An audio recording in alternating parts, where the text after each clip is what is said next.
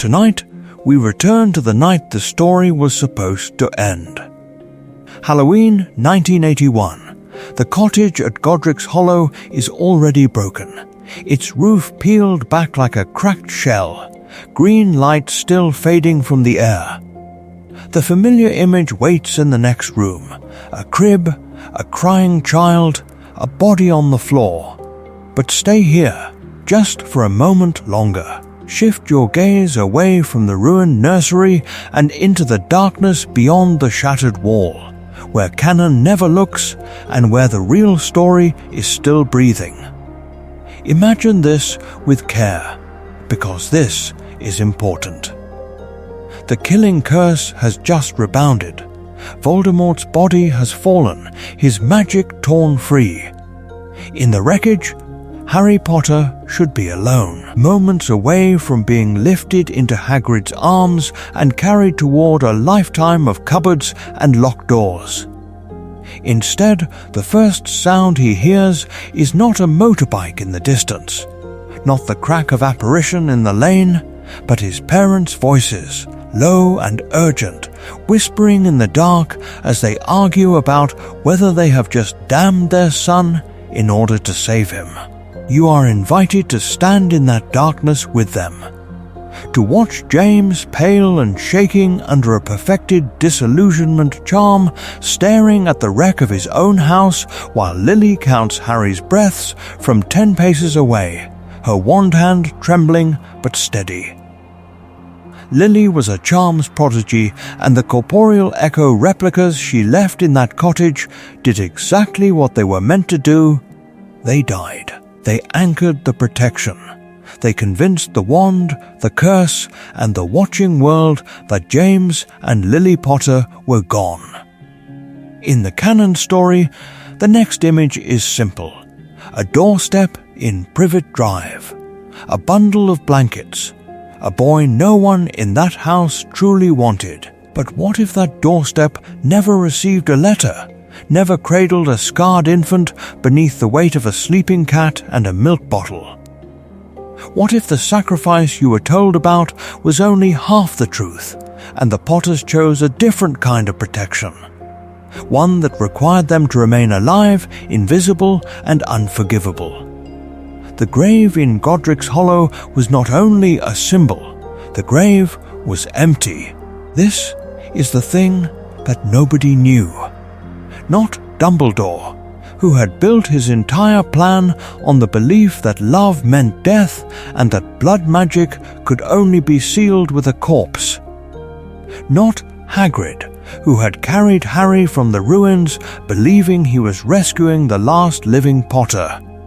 Not Sirius, who had howled his grief into the night, never suspecting that his best friend was listening from the shadows and choosing silence. In this universe, the wizarding world has been mourning two people who were never in the ground. Every decision that follows bends around that lie. Dumbledore's careful manipulations, Snape's lifelong penance, Voldemort's slow, venomous return. All of it reshaped by parents who refused to die and instead vanished into a hidden war. The tone of this story is different because love here is not gentle. It is strategic, ruthless, willing to disappear and let a child grow up under a false grave and a false name if that is what survival demands. As we begin, the question is not simply what if Harry was never raised by the Dursleys, but something far more unsettling. What if he was never meant to know that his parents had been watching, planning, and bleeding for him from the shadows all along? They did not die in Godric's Hollow. They chose to vanish there. This is important.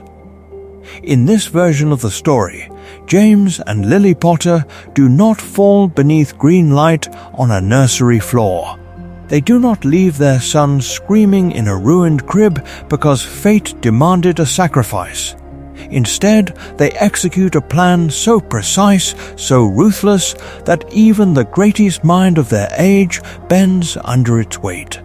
Lily was a charms prodigy, and she has spent the last desperate months perfecting one forbidden piece of magic, a charm that can make a corpse that is not a corpse, a replica that bleeds, cools, and reads as human to every diagnostic spell. On the night the prophecy comes to collect, they leave those replicas in their place. They bind their blood to them. They anchor protections to them. They lace the cottage with layered wards that will shatter convincingly under the killing curse and collapse into picturesque ruin. Then, under a disillusionment so refined it borders on invisibility, they step sideways out of their own lives and watch the Dark Lord walk into a house already prepared to lie. The curse rebounds. The house explodes. Smoke and dust and splinters rise into the October air. And somewhere in that chaos, a baby cries. The world will remember that sound as the beginning of hope.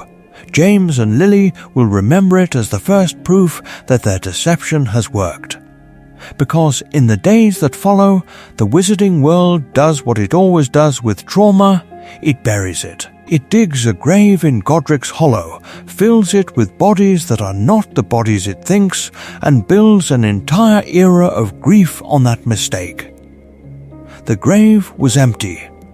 This is the thing that nobody knew. Not Dumbledore, who had stood over the coffins and felt the terrible, necessary certainty of loss settle into his bones. Not Hagrid, who had carried Harry from the wreckage with tears in his beard and mud on his boots. Not Sirius, who had howled his rage into the night and walked straight into Azkaban's waiting jaws. They all believed the same story. The Potters are dead. The child is alone. The war has turned on a single, miraculous survival. Ministries campaign on it. Newspapers sell it.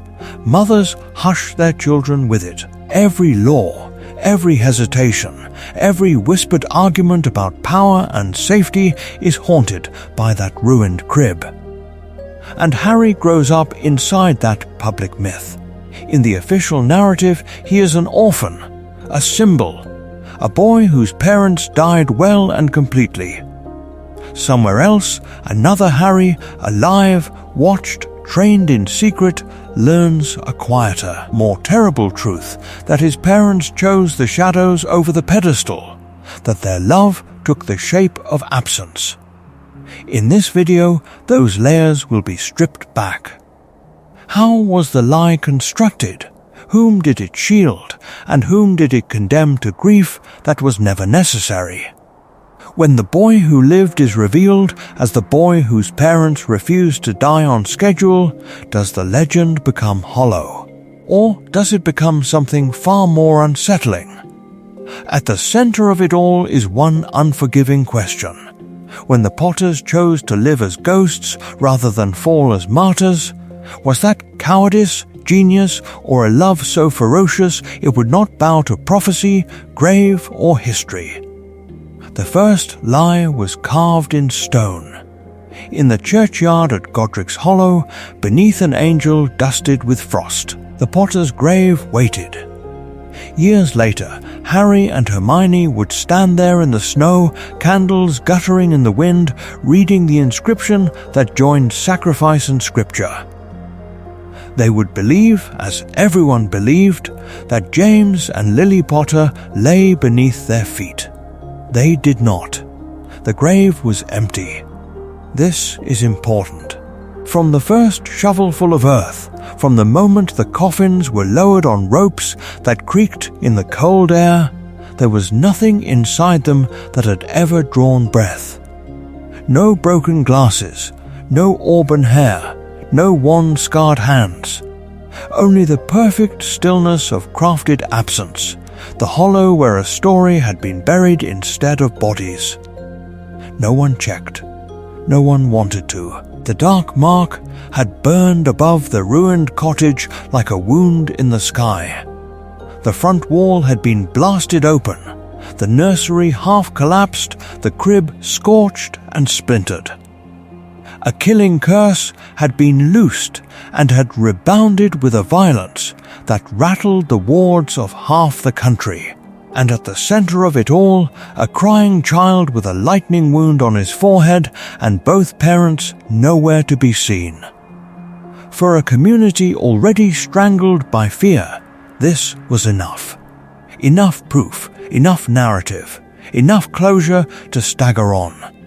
Not Dumbledore, who had walked through the wreckage with ash on his boots and Voldemort's absence like a pressure in his ears, thought to question the simple, brutal logic of the scene.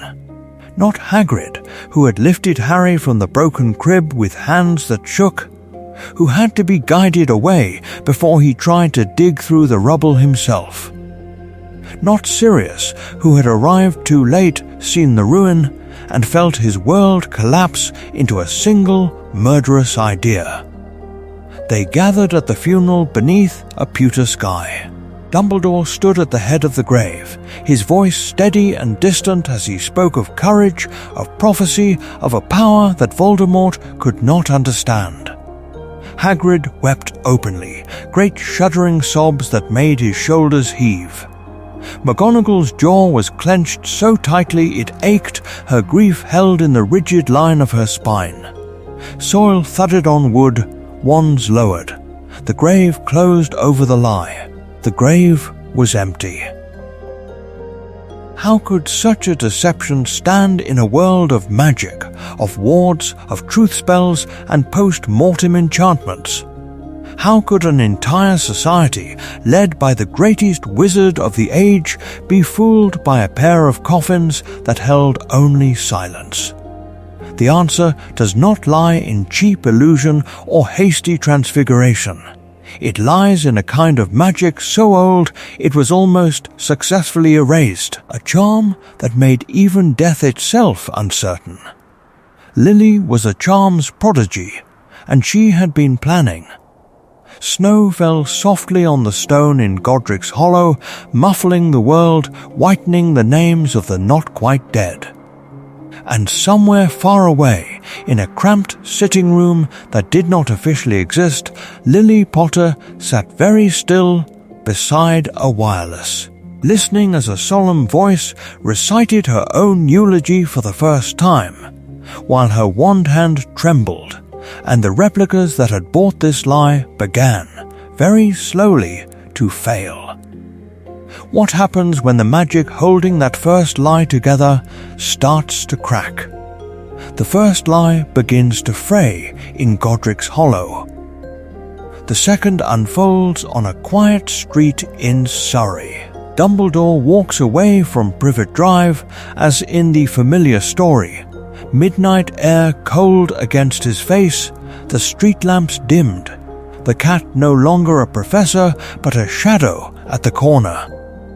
Harry sleeps in a bundle of blankets on a doorstep that smells faintly of bleach and overcooked cabbage.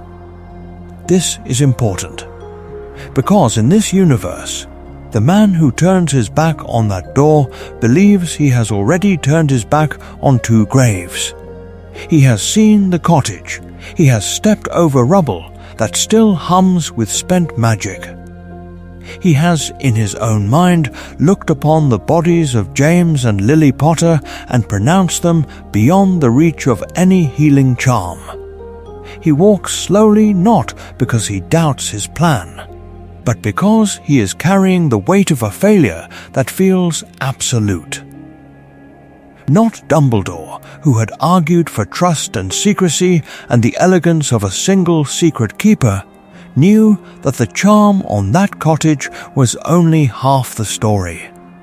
In Cornwall, Lily listens to the same wireless report that drives him to this decision. Lily was a charms prodigy, but she cannot soften the image in his mind as he leaves their son on a doorstep they would never have chosen. The grave was empty. Dumbledore does not know this. He knows only the sound of Hagrid's earlier sobs, the sight of Sirius's empty eyes, the echo of his own voice as he signed the orders that scattered the survivors of the war. Hagrid howls on Sirius's motorbike, the wind tearing at his hair, his arms wrapped around a baby he holds as if a sudden movement might break him. The bike roars over motorways and fields, over the sleeping roofs of a country that does not know it has been saved.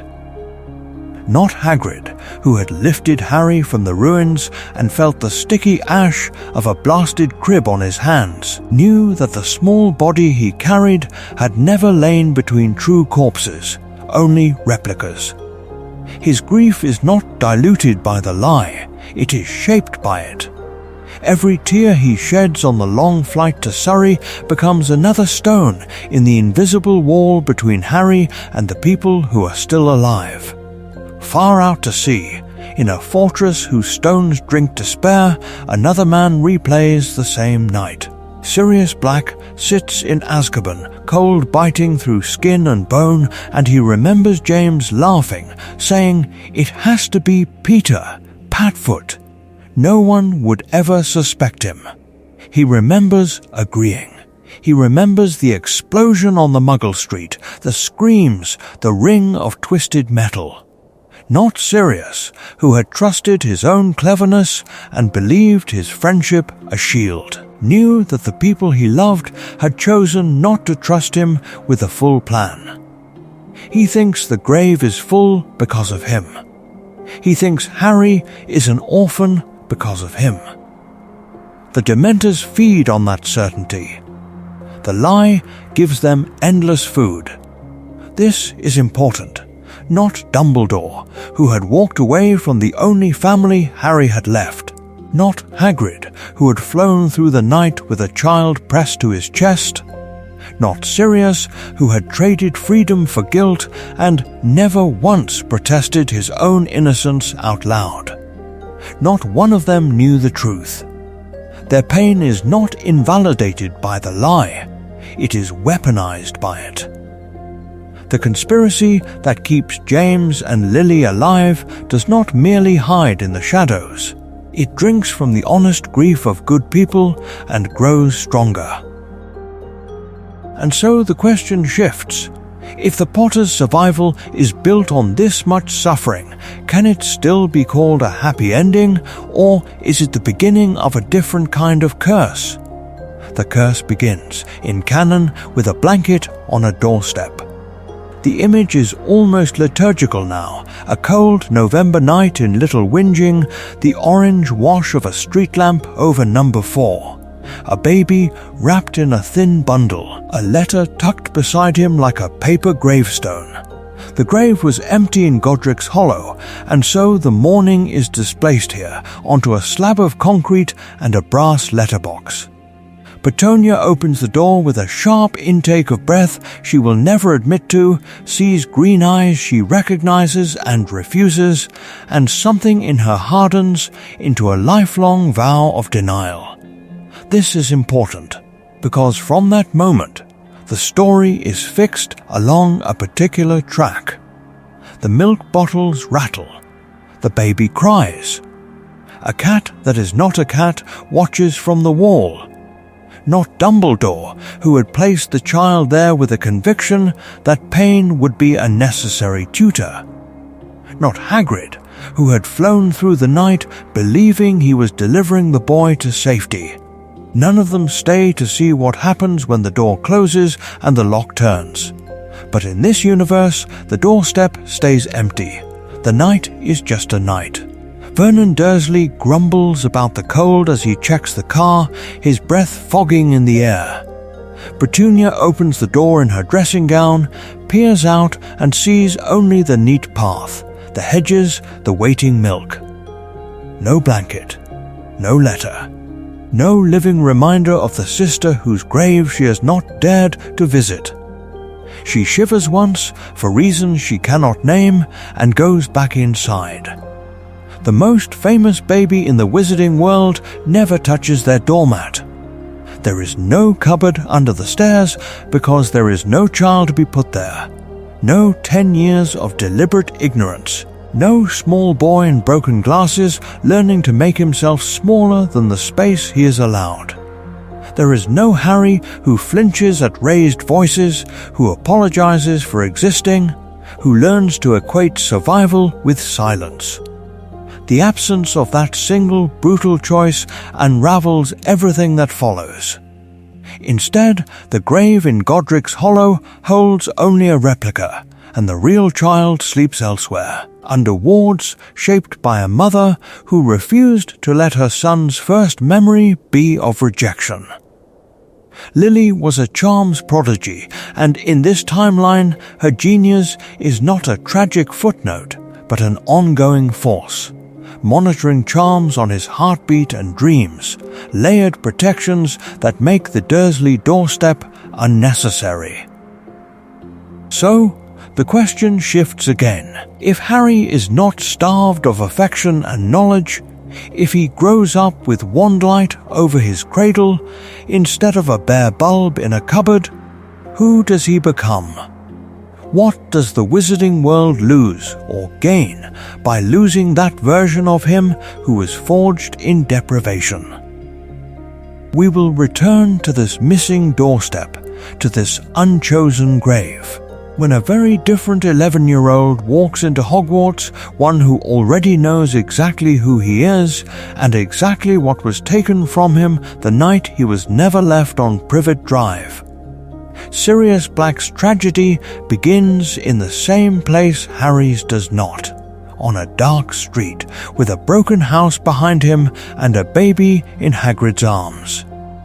The cottage has fallen, the night is torn. The grave was empty, though no one on that road understands that yet. He arrives on the motorbike, wild-eyed and shaking, and he does the most natural thing in the world. He reaches for his godson. He offers what James asked him to offer in every half-joking conversation about worst-case scenarios. If anything happens, Padfoot takes Harry. That was the story he knew. That was the plan he trusted. Hagrid refuses. Not Hagrid, who had carried Harry from the wreckage with hands still trembling from the echo of Voldemort's magic, out of cruelty but out of obedience. Dumbledore has given an order. The boy goes to his aunt and uncle. This is important. Sirius, stunned, does not argue the way he might have, because he thinks he understands. He thinks James and Lily are dead. He does not know that James and Lily are in this version alive enough to hear the motorbike's distant roar as they hide beneath perfected disillusionment in the trees beyond the lane, wands clenched, lungs burning. Lily was a charms prodigy, and the corporeal echo replicas cooling on the cottage floor are proof of it. But her brilliance has a shadow. To make the deception hold, to keep the charm-bound protection around Harry from unraveling, they have chosen not to tell Sirius the full truth. They could have trusted him with the skeleton of the plan. They could have let him in on the existence of the replicas, on the possibility that what lay in the ruined nursery was not a body, but a construct. Instead, they gave him fragments, contingency phrases, half-explanations, a suggestion that if the worst came, he should go to Peter. They feared what Sirius might do with full knowledge, feared that his temper, his hatred of his family, his refusal to bow to Dumbledore would crack the secrecy that kept Harry safe. So he walks away from Hagrid and toward Peter Pettigrew, grief, shocked and furious, thinking only of revenge. The confrontation in the street, the explosion, the screaming muggles, the snapped wand and the snapped life that are not what they seem. Another replica, another lie, another grave that is not a grave at all. In Azkaban, Sirius learns to live on almost nothing. He lets the Dementors strip away everything but the thought that Harry survived, that the boy is out there, somewhere, alive, carrying James's laugh and Lily's eyes. He never once allows himself the delirious, treacherous notion that James and Lily themselves might also be alive, reading the same profit headlines that name him mass murderer, watching the same grainy, moving photographs of his gaunt, laughing arrest. What does it mean for a friendship when one side decides the other can be sacrificed on the altar of a half-truth? James and Lily do not conjure the explosion in that London street, but they built the maze that led Sirius there. They hear about his imprisonment from a distance, sitting in their Cornish exile, and they do not break cover. Not Dumbledore, who had once claimed responsibility for every student under his roof, goes to Azkaban to question him. Not Sirius, who had once sworn to die for them, is told that there was a second escape the night Voldemort fell. Did they ever intend to reveal themselves to him at all, once the war was done and Harry grown, or had they quietly accepted that Sirius's loyalty would be one more thing buried under an invented grave, another name scratched out by necessity? Picture him now. A thin man in a stone cell, staring at a damp wall, lips moving around his godson's name like a prayer. Somewhere else, Lily Potter stands in a narrow kitchen, staring at a different wall, listening to the wireless for any mention of Sirius and hearing only silence. Between those two walls, an unspoken decision stretches like a curse, and when that curse finally breaks, it will not be in Azkaban. When that curse breaks, it does so in a way no one in Azkaban, or Hogwarts, or the Ministry could have predicted. It does not break with a jailbreak or a confession. It breaks with a charm that should not exist. The corporeal echo. A name almost no one living can speak with accuracy, because the records that once held it have been salted, burned, and rewritten. This is important. It is not a glamour, not polyjuice, not transfiguration. It is an obscure, nearly erased branch of magic that concerns itself with the oldest terror of any grave, the question of what, exactly, lies in it. Lily was a charms prodigy, and in the long, sleepless months before Halloween, she goes hunting through forbidden stacks and half-erased scrolls.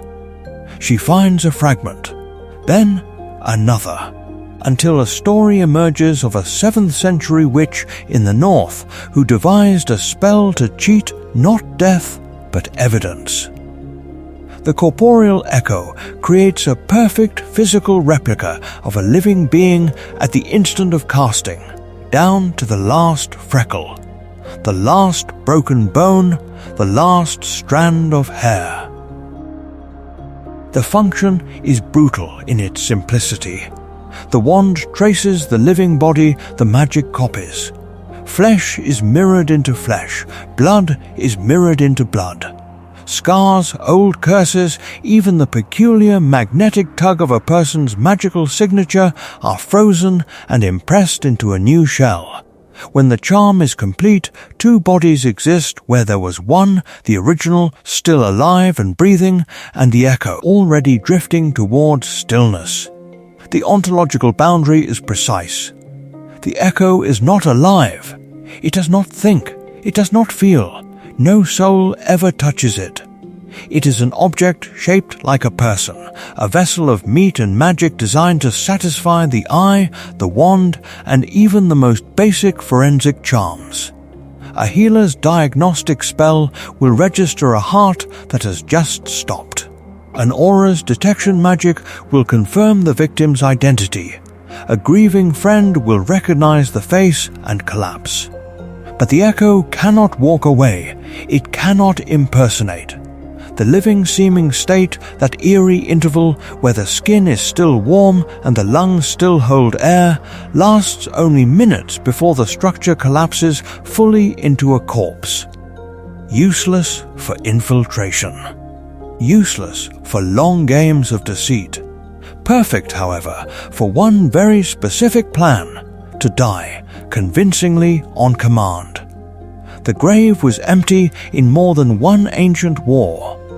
Not Dumbledore, who had studied magical history in painful detail, not Hagrid, who had heard only children's tales, knew the full truth of how often the corporeal echo was abused. Families vanished overnight, leaving bodies in burned halls. Enemies were framed with echoes bearing counterfeit wounds. Succession lines were rewritten when false heirs died and real heirs slipped into shadow. The Ministry responded the only way it knew how. It criminalized the charm, hunted the books, and tried to erase the very memory of the spell. But erasure in magic is never perfect. What happens when someone brilliant, desperate, and already marked by prophecy finds the pieces the Ministry missed? That question is the hinge of the Potter's plan. The hinge of the Potter's plan is not simply that the world believes they died, it is that magic itself agrees. This is important. The corporeal echo is not an illusion. It does not shimmer, does not blur at the edges, does not vanish when prodded. Under light, it casts a shadow. Under fingers, it has weight and warmth. A Mediwitch in St. Mungo's could run diagnostic charms from head to toe and find nothing amiss except the absence of a beating heart. Even Priori Incantatem, dragged over a wand that had struck the body, would read the residue as James Potter's flesh, Lily Potter's blood. The grave was empty, but every test that wizarding medicine and forensic magic possessed would have sworn that the replicas buried there had once been alive. Lily was a charms prodigy, and she understood the difference. Illusion deceives the senses.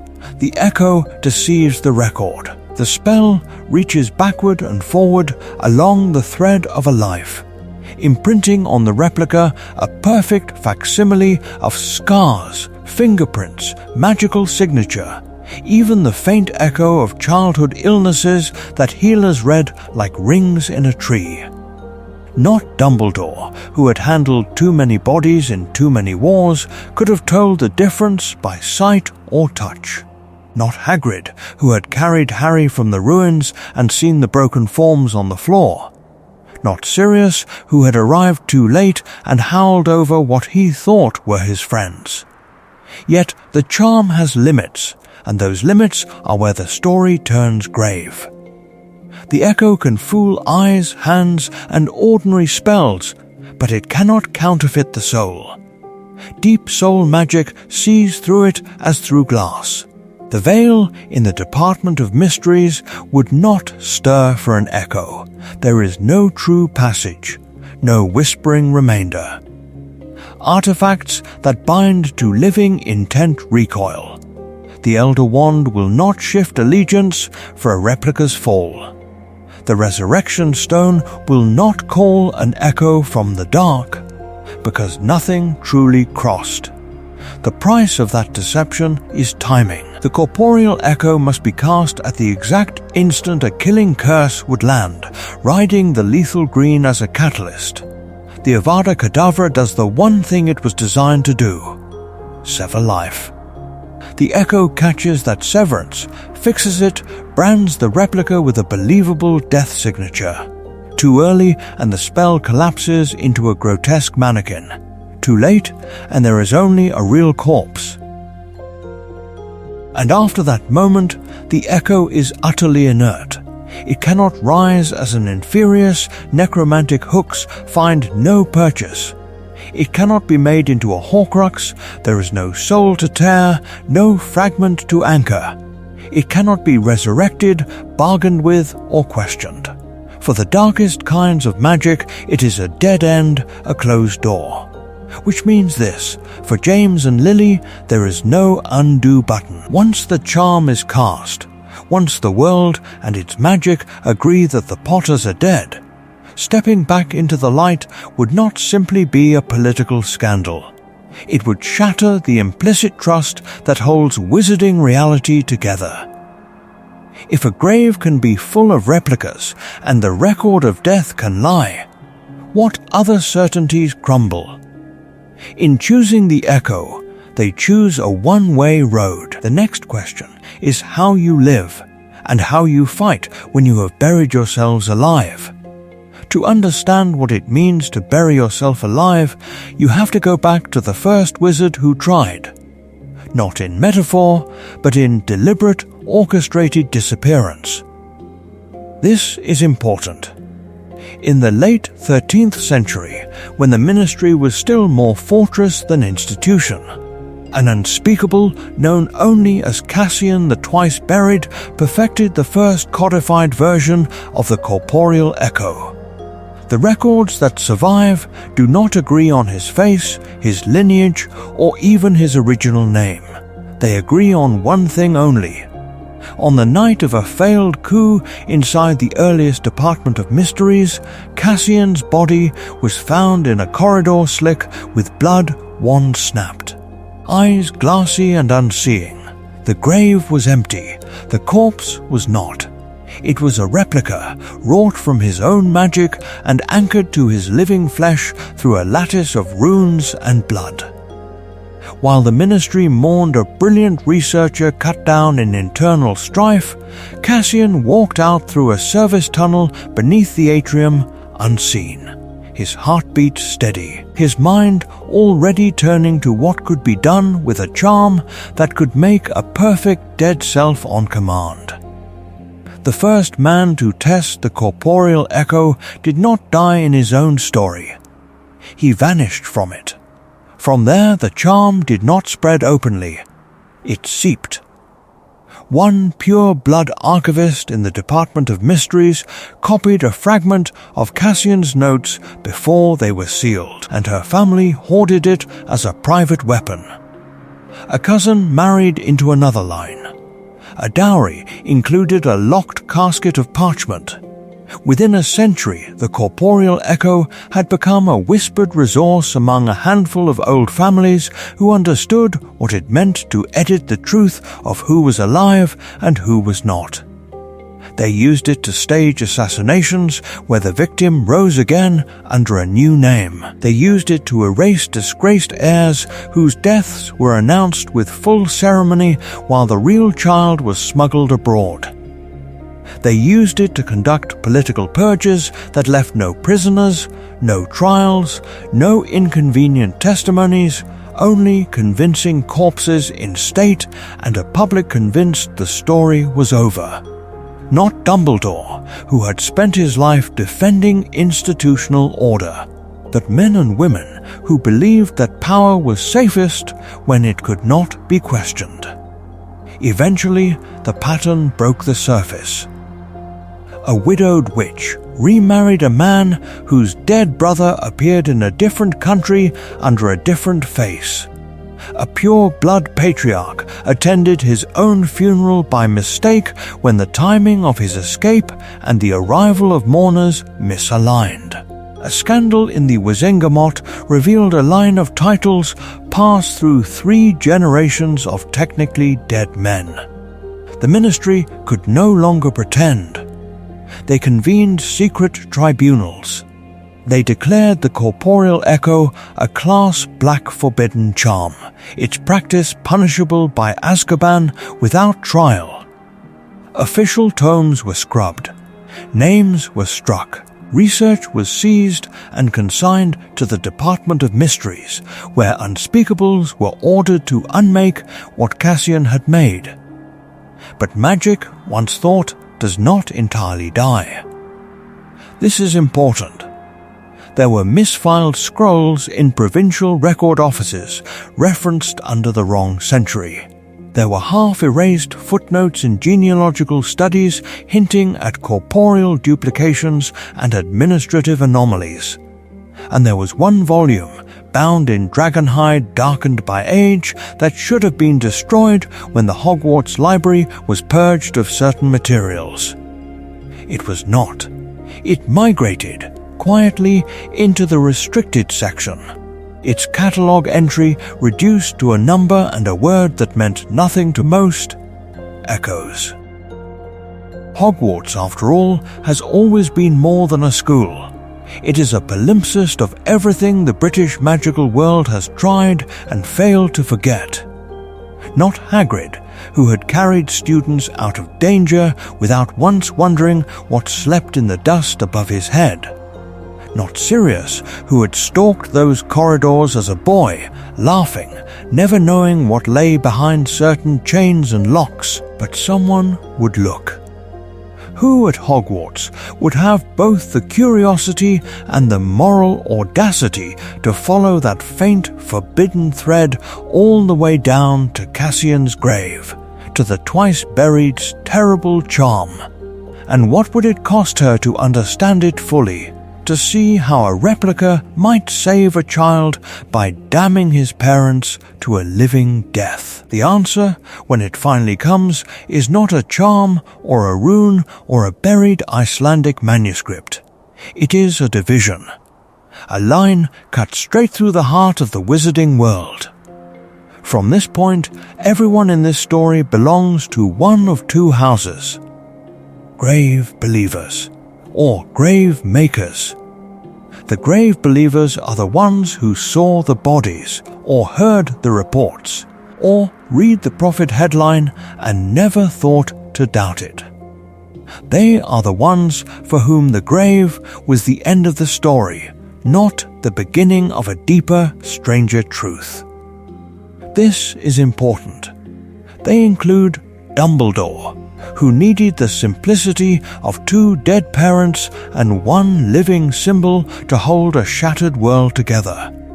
Not Dumbledore, who had watched friends fall and who understood that grief could be forged into resolve, was going to interrogate a miracle too closely when it delivered Voldemort's defeat and a ready-made legend. He stood at that grave and believed. They include the Order, veterans hollowed by loss, who clung to the tale of the boy who lived because it gave meaning to coffins and casualty lists. They include the Ministry, which stamped the death certificates, filed the reports, and built policy on the assumption that James and Lily Potter were names for memorial plaques, not living agents still moving pieces on the board. They include the Death Eaters, who whispered that their master had been undone by a baby and a mudblood's love, and who let that story feed both their terror and their hatred. They include ordinary witches and wizards, shopkeepers and healers and students who needed a clean ending to the First War so they could sleep at night. The grave believers needed the grave to be full because the alternative was unbearable chaos. And then there are the grave makers. James Potter, Lily Evans Potter, and one other mind, one other set of hands, without whom the plan would have collapsed under its own impossible weight. A third conspirator whose name will remain unspoken, for now, because understanding the role they played would change how you see almost every choice that follows. James and Lily Potter knew the grave was empty. James and Lily Potter knew they were alive. James and Lily Potter chose to let the world mourn them anyway. The grave was empty, and they kept it that way. Lily was a charms prodigy, but brilliance alone does not decide to vanish from a child's life and watch him grow up under another roof. James was reckless and loyal, but recklessness alone does not sit still while your son is carried away in Hagrid's arms. What kind of people look at a world on the edge of collapse and decide that the only way to save their child is to become ghosts in their own lifetime? From here, the question shifts. No longer how was this possible? The magic is understood. The replicas are in the ground.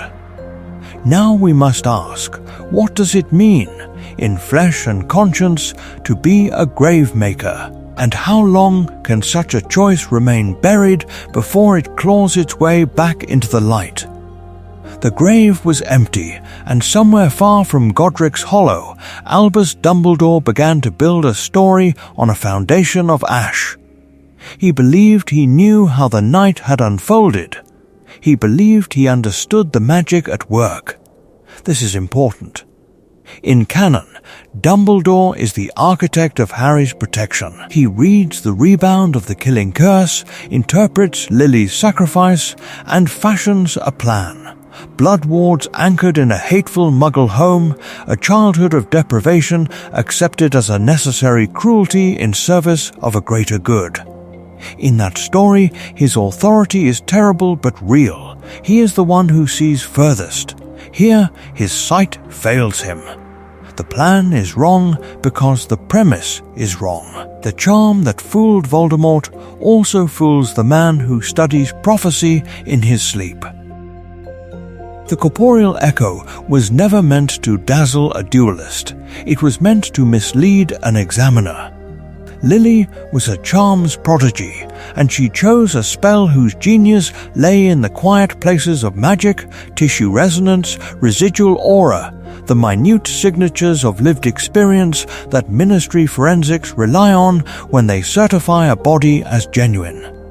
Dumbledore's mastery lies elsewhere. He understands the way a soul tears itself into Horcruxes, the way a prophecy coils around a child's life, the way 3 Hallows can bend death.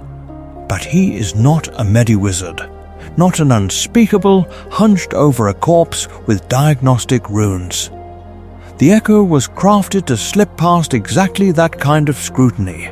Not Dumbledore, who had traced the trajectory of Voldemort's rise across decades, would think to question the corpse itself. The Dark Lord fell. The house was ruined.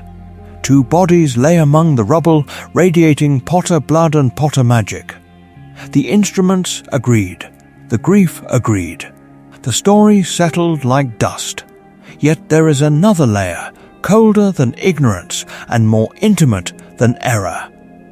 James and Lily did not trust him with their final contingency. They had seen the way his mind worked, the way he weighed lives against outcomes. They had watched him tolerate Harry's placement with the Dursleys in a dozen hypothetical futures long before the night itself. If he knew of the Echo, if he knew the escape route existed, would he allow them to take it? Or would he insist that a real grave with real bodies was the only anchor strong enough for the kind of protection he wanted? They could not risk the answer. So the irony sharpens. The man who withholds truths for Harry's own good becomes the one deliberately excluded, kept from scripting this child's life by parents who refuse to be pieces on his board. He believes he is the lone guardian of an orphan. They are the hidden guardians of a boy he thinks he has already sacrificed. Picture him, years later, alone in his office. Silver instruments turn and whisper, measuring the integrity of blood wards around Privet Drive. He watches the delicate hands, sees them flicker when Harry is frightened, calm when Harry sleeps. Somewhere else, another set of wards hums softly around a very different home. Wrapped not in Petunia's reluctant blood, but in the living presence of James and Lily. The grave was empty. The instruments never knew. And one night, those quiet, unseen wards in Cornwall will flare in a way Dumbledore cannot possibly explain. Those wards in Cornwall do not flare by accident. They answer a mind. A third mind. The circle is brutally small. Deliberately small. James, Lily, and one other presence that stands in the invisible doorway between theory and war. Between the ancient logic of the corporeal echo and the brutal arithmetic of the Order's casualty lists. This is important. The echo is not merely a clever charm, it is a reconfiguration of what it means for a wizard to be alive. To have a body that can be imitated by a replica, yet still anchor protection that behaves as if a grave holds bones. Lily was a charms prodigy, but even her brilliance has edges. She can build a spell. She can weave the blood. She can imagine the plan. She cannot, alone, see every fault line in the wider conflict, every way Dumbledore might react, every angle from which Voldemort might probe the story for weakness. The third conspirator is the one who stands at that crossroads, who understands both the forbidden architecture of the Echo and the tactical map of a war that has already devoured too many names. The circle cannot be larger. Every additional confidant is another mind for Legilimency to crack open, another wand for the Ministry to snap, another friend for Dumbledore to corner in a quiet room with half-truths and greater good rhetoric. Not Dumbledore, who had already decided where Harry's childhood should be spent without asking the boy's parents. Not Hagrid, who had already carried a crying infant through the ruins of Godric's Hollow once and who would break rather than lie about it. Not Sirius, who had already been reckless with secrets and would have marched into Azkaban smiling if he believed it would keep Harry safe. So they choose silence. They choose one. Perhaps it is a reformed Death Eater, someone who once stood at Voldemort's side and heard whispers of magic so old it was spoken like prayer, who now offers that forbidden law as penance. Perhaps it is a quietly brilliant Hogwarts professor, the sort of teacher who notices everything and says almost nothing, who can look at a charm that fakes a corpse and immediately begin calculating how it will distort prophecy and politics. Perhaps it is an unspeakable, long since disillusioned with the Ministry's paralysis, who has watched prophecies gather dust while children die and decides, finally, to interfere. The Potters do not tell the rest. In choosing this third mind, they are not simply lying to their friends, they are deciding whose grief can be used as cover, whose tears over a grave will make the deception convincing, whose memories Dumbledore will read and find nothing but loss. They weaponize love by omission. They turn funerals into fortifications. The grave was empty. The secret was not. Somewhere in this reconfigured war, a familiar face carries knowledge that will, when revealed, reorder every remembered conversation. For now, the identity of that conspirator remains unspoken, a slow-burn question hanging over every alliance. Who knew, and what did their silence cost? The secret has a name. It is not James Potter. It is not the boy who lived. It is the woman the wizarding world keeps trying to bury twice, once in Godric's Hollow and once in the way they tell her story. Lily Evans, not yet reduced to Harry's mother, is supposed to be simple. The sainted figure at the edge of the photograph. The woman who died for her child and then politely recedes into the background of his legend, a grave and a green flash and a lullaby cut short. This is important. Because that myth is not neutral, it is a cage. In the public imagination of the post-war world, James is the fighter and Lily is the shield. James duels, James defies. James laughs in the face of death. Lily stands in a nursery and waits to be struck down. Even those who loved her repeat it. Not Dumbledore, who had shaped the narrative of her sacrifice into policy. Not Hagrid, who had carried Harry from the ruins with tears in his beard. Not Sirius, who had sworn vengeance with her name on his tongue. All of them, in different ways, accepted a version of Lily that ended at the moment of impact. But in this universe, Lily does not simply walk into death. She interrogates it. She dissects it. She sits at the kitchen table with parchment and ink and war reports and asks the question almost no one else dares to ask. Must love always mean dying for someone, or can it mean refusing to die even when the story demands it? Lily was a charms prodigy, and that matters more here than any vague talk of her eyes living on in Harry. She takes the ancient theory behind sacrificial protection and the forbidden architecture of the corporeal echo and begins to stitch them together into something new. The result is not a romantic gesture. It is a plan. A constructed, argued, revised plan in which she is not the passive offering on prophecy's altar, but the architect of a counter-narrative. She designs the blood-anchored shield so that genuine intent to die is enough to trigger the magic. She perfects the echo so that the replica bodies in the grave will confuse wand, ward, and dark lord alike. She calculates escape vectors, ward overlaps, and the psychological impact of a world that believes the Potters are gone. James fights beside her, but she is the one who draws the map. This is where the gendered script fractures. In this reconfigured war, James is not the only strategist and certainly not the only brave one. Lily is the inventor whose work makes it possible for all three of them to remain alive. When the prophecy speaks of the one with the power to vanquish the Dark Lord, she refuses to hear mother who must die and instead hears family that must endure. Who then is truly defying fate? From this point forward, every choice bends around Lily's mind first.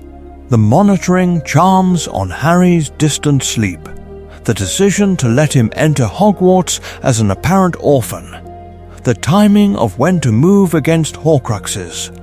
The grave was empty because she would not allow prophecy to fill it on schedule. And as the story turns toward Harry's childhood, the question that lingers is no longer why did his mother die for him, but how far will she go to keep him living and free without ever being seen? The story the wizarding world prefers is simple. A young mother stands between a monster and her child, dies cleanly, and leaves behind a legacy so pure it never has to be examined. The grave was empty of doubt in that version. There is only a name, 2 dates, and the comforting assurance that love, once given, is uncomplicated and eternal. In that myth, Lily exists to bless Harry's scar and then vanish. She does not argue. She does not lie. She does not choose a path that stains anyone else. Her sacrifice is a single moment, frozen in time, tidy enough to fit into a chocolate frog card. This is important. A dead woman cannot disappoint you. A dead mother cannot change her mind. But Lily Evans Potter in this alternate history is not the saint on the card. She is the woman in the shadows who chooses a living, breathing future for her son over a spotless memory of herself. Lily was a charms prodigy, and she uses that gift not to die beautifully, but to construct a forbidden charm, to build a replica of her own corpse, to weave blood and intent into a shield that will hold only if the story of her death is believed by everyone who matters. She knows what this means. If Dumbledore ever discovers that she deceived him, that she rejected his plan of blood wards on a suburban doorstep for her own intricate lattice of protections, he will see not a grieving mother, but a dangerous strategist. Not Dumbledore, who had already begun to move pieces on the board the night he heard the prophecy, who had chosen the Dursleys without asking her, who had decided what Harry needed without ever holding him as a toddler in the quiet hours. The culture around her makes that choice sharper. The wizarding world is comfortable with graves. It is less comfortable with women who refuse to lie down in them. A Lily who dies is an icon. A Lily who lives by letting Sirius rot in Azkaban, by allowing Remus to wander half-mad with guilt, by withholding the truth from the Order so that no one can accidentally expose Harry, is something else entirely. She is the woman who lets friends suffer because the war demands it. She is the mother who chooses her child's heartbeat over her own reputation. Not Hagrid, who had cradled baby Harry and believed he was carrying an orphan from the ruins, would easily forgive that. Not Sirius, who had gone after Peter with murder in his eyes, would quickly accept that his godson's parents were alive and watching while he lost 13 years. Forgiveness is harder when the supposed dead are revealed as architects of the pain you carried. And yet that is what makes Lily compelling here. She is willing to be monstrous in theory if it keeps Harry alive in practice. She will accept the image of the disloyal wife, the cold friend, the unstable witch who meddled with forbidden magic, if that is the price of keeping her son outside Dumbledore's chess game and beyond Voldemort's immediate reach. The grave was empty because she refused to be buried in a narrative that required her silence. Harry, raised in the shadow of that choice, does not only inherit her capacity for love. He grows up at a kitchen table where moral questions are not abstract, where the words necessary and unforgivable sometimes occupy the same sentence. He learns that protection can look like abandonment, that a charm can be both salvation and sin. When he finally stands before Voldemort in this timeline, he will not be the boy who assumes sacrifice must be clean. He will be his mother's son, and the choices he makes will reflect a far more dangerous inheritance. The question, as he begins to approach Hogwarts, is not only whether he will be brave enough to face what is coming, but whether he will be willing to become the kind of person his parents already chose to be. Harry will walk toward Hogwarts carrying a different kind of inheritance. But before that boy can exist, his father has to become someone the canon never really saw. James Potter, in the remembered story, is simple: the arrogant Quidditch star. The boy who hexed Severus Snape for sport by the lake, who strutted through the corridors with a broom over his shoulder and a smirk on his face, who mellowed with age but never entirely lost the swagger that made teachers sigh and friends laugh. This is important. That version of James is not false. It is only unfinished. War finishes people. It burns away the parts that cannot survive contact with graves and names on parchment and rooms that are suddenly, permanently empty. James had been the reckless marauder who believed he could improvise his way out of anything until missions began to go wrong in ways even he could not joke past. Gideon and Fabian. Benji Fenwick. The Pruitt's house with the door blasted inward like a broken jaw. He knew, with a clarity that made his hands shake when he thought of it, that his surname and his blood status painted a target on his back, not only for Voldemort's ideology, but for Dumbledore's expectations. Not Dumbledore, who had always looked at James as if he were both weapon and heir, the scion of an old family whose gold and name and magic could be poured into the war effort. Not Sirius, who had gloried in their shared defiance and urged him to greater risks, laughing in the face of curses. James stood between those gazes and began, slowly, to understand that he was not only a fighter, he was a father waiting to happen. A husband already present. Lily was a charms prodigy, and her research dragged him into a new role. The corporeal echo was not a prank, not some elaborate marauder wheeze. It was a forbidden charm that demanded planning in years, not minutes, demanded contingency upon contingency, demanded a mind that could map not only a duel but a decade. James became that mind's counterpart. He tested the replicas for magical fidelity, dueled against them to see how a Death Eater might strike, sat with Lily over ink-stained kitchen tables in their shrinking safe houses, turning her theory into a plan that could hold against Voldemort himself. And here lay the fracture in him. His instinct screamed to fight openly, to stand in the doorway at Godric's Hollow and die on his feet. Every story he loved ended that way.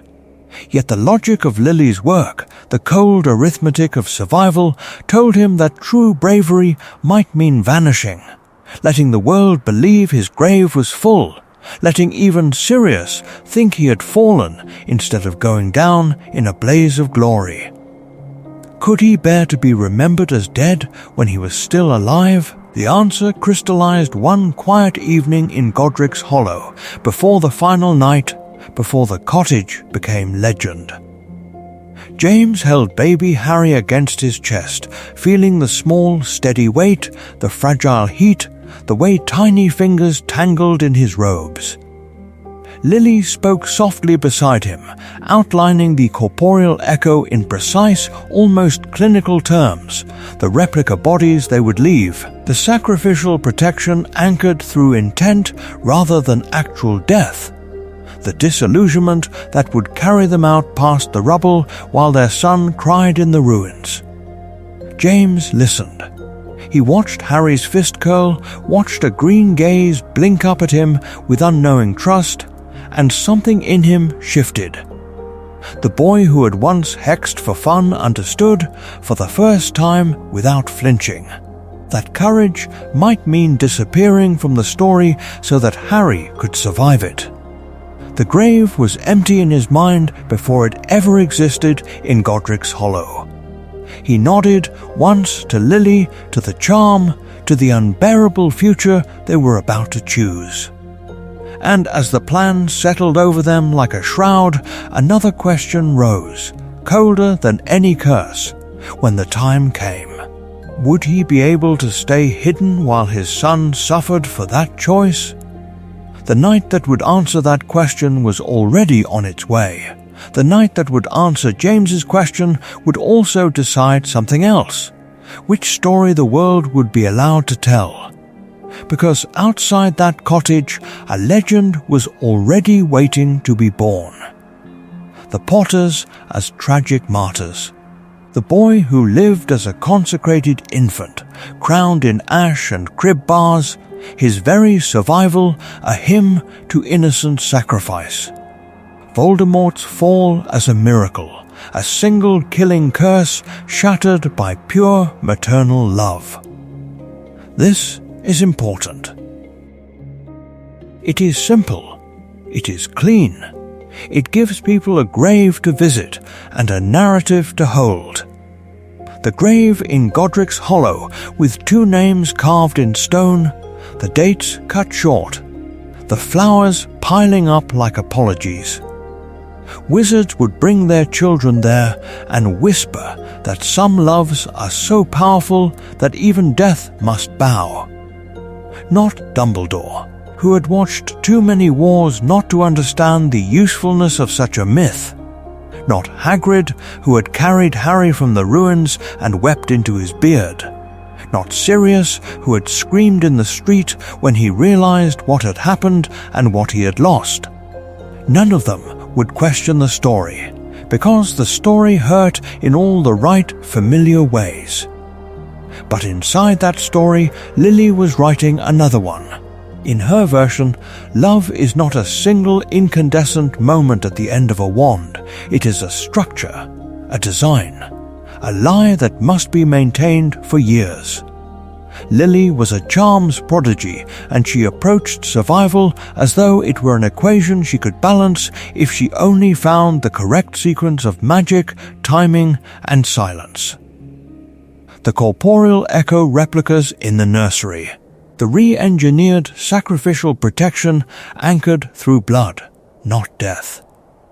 the disillusionment layered so precisely that even grief-blinded eyes would slide past the space where she stood, alive, listening to her son cry. The grave was empty in any way that mattered to her. Her body was not in it. Her life was not in it. What lay beneath the stone was a carefully curated absence, a hollow she had dug in the world's understanding so she could hide inside it and keep working. History would say she died for Harry. The truth would be that she chose to live for him instead and to bear the cost of being misremembered. This is important because history has never known what to do with women like Lily.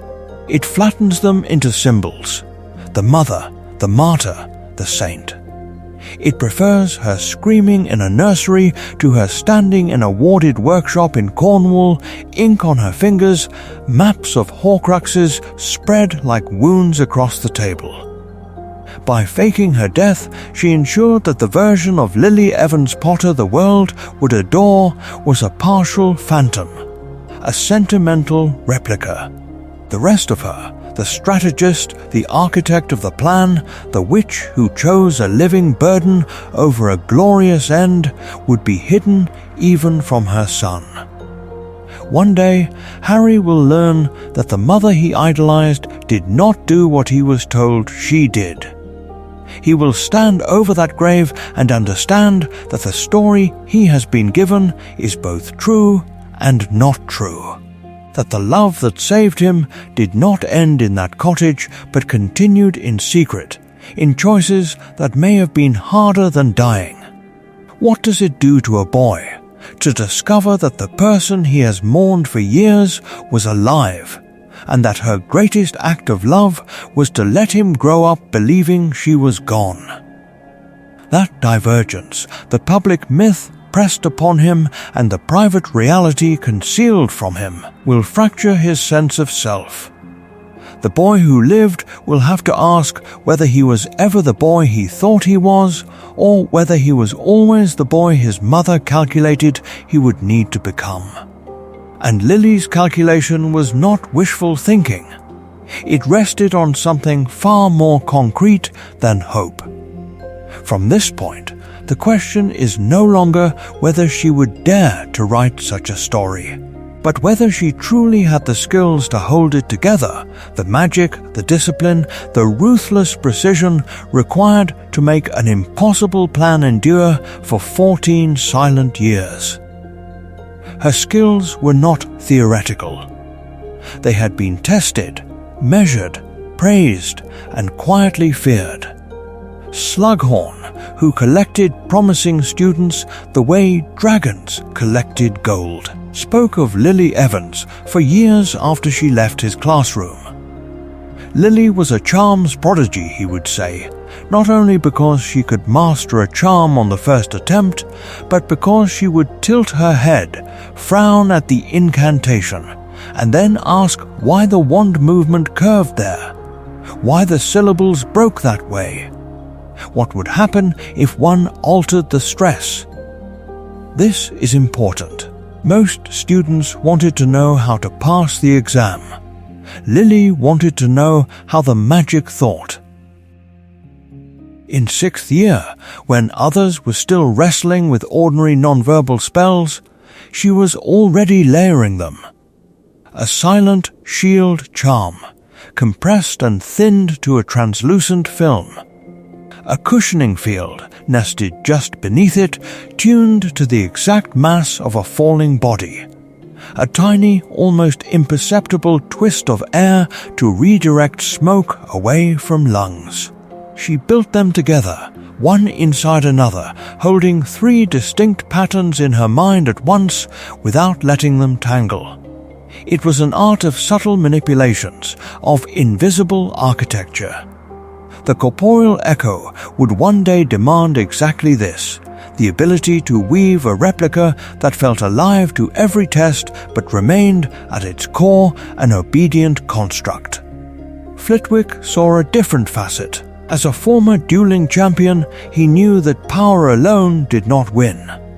timing did, precision did. In his classroom, Lily's spells did not merely hit their targets, they arrived at the precise fraction of a heartbeat when an opponent's guard dropped, when a shield flickered, when a foot shifted weight. He paired her against older students, then against two at once, and still she tracked angles and openings as if the entire duel were an equation unfolding in slow motion. What kind of mind could decide to cast at the exact instant a killing curse landed and trust that the charm would meet it perfectly?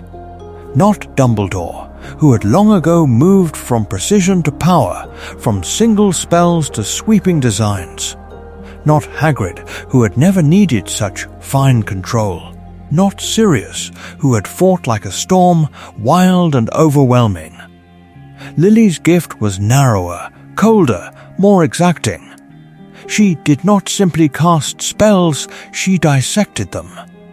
Her brilliance did not stay confined to charms. In arithmancy, she filled margins with alternate proofs, exploring how small numerical shifts altered magical stability. In ancient runes, she read ahead, tracing the evolution of protection scripts from burial wards to household charms, wondering what would happen if one inverted the direction of a binding or split a rune sequence across bloodlines. She treated magic as a system of interlocking patterns, each discipline a different notation describing the same underlying truth. This, too, is important. The teachers who admired her thought they were shaping a defender of their world. Slughorn with his praise and introductions. Flitwick with his dueling drills and patient corrections. Together, they armed her with the tool she would later use to step outside the structures they served, to write a plan in which the grave was empty, the bodies were replicas, and the official story of who had died in Godric's Hollow was quietly, ruthlessly wrong. Because once you understand the pattern of a system, you also understand how to break it, or bend it just enough that you can vanish inside the gap. Lily did not see a spell as a single act. She saw a pattern, she saw a thread pull through the fabric of reality, tugging other threads whether the caster noticed or not. This is important. Most witches learned incantation, wand movement, effect, cause, gesture, consequence, a neat line from intention to result. Lily's mind refused the line. It drew circles instead, spirals, lattices of cause and echo, where a third-year cushion charm hummed on the same frequency as a seventh-year ward lattice, and a simple lumos whispered the same underlying rhythm as the killing curse itself. Lily was a charms prodigy, but the word charms was misleading here. To her, magic was a woven field, not a shelf of separate books.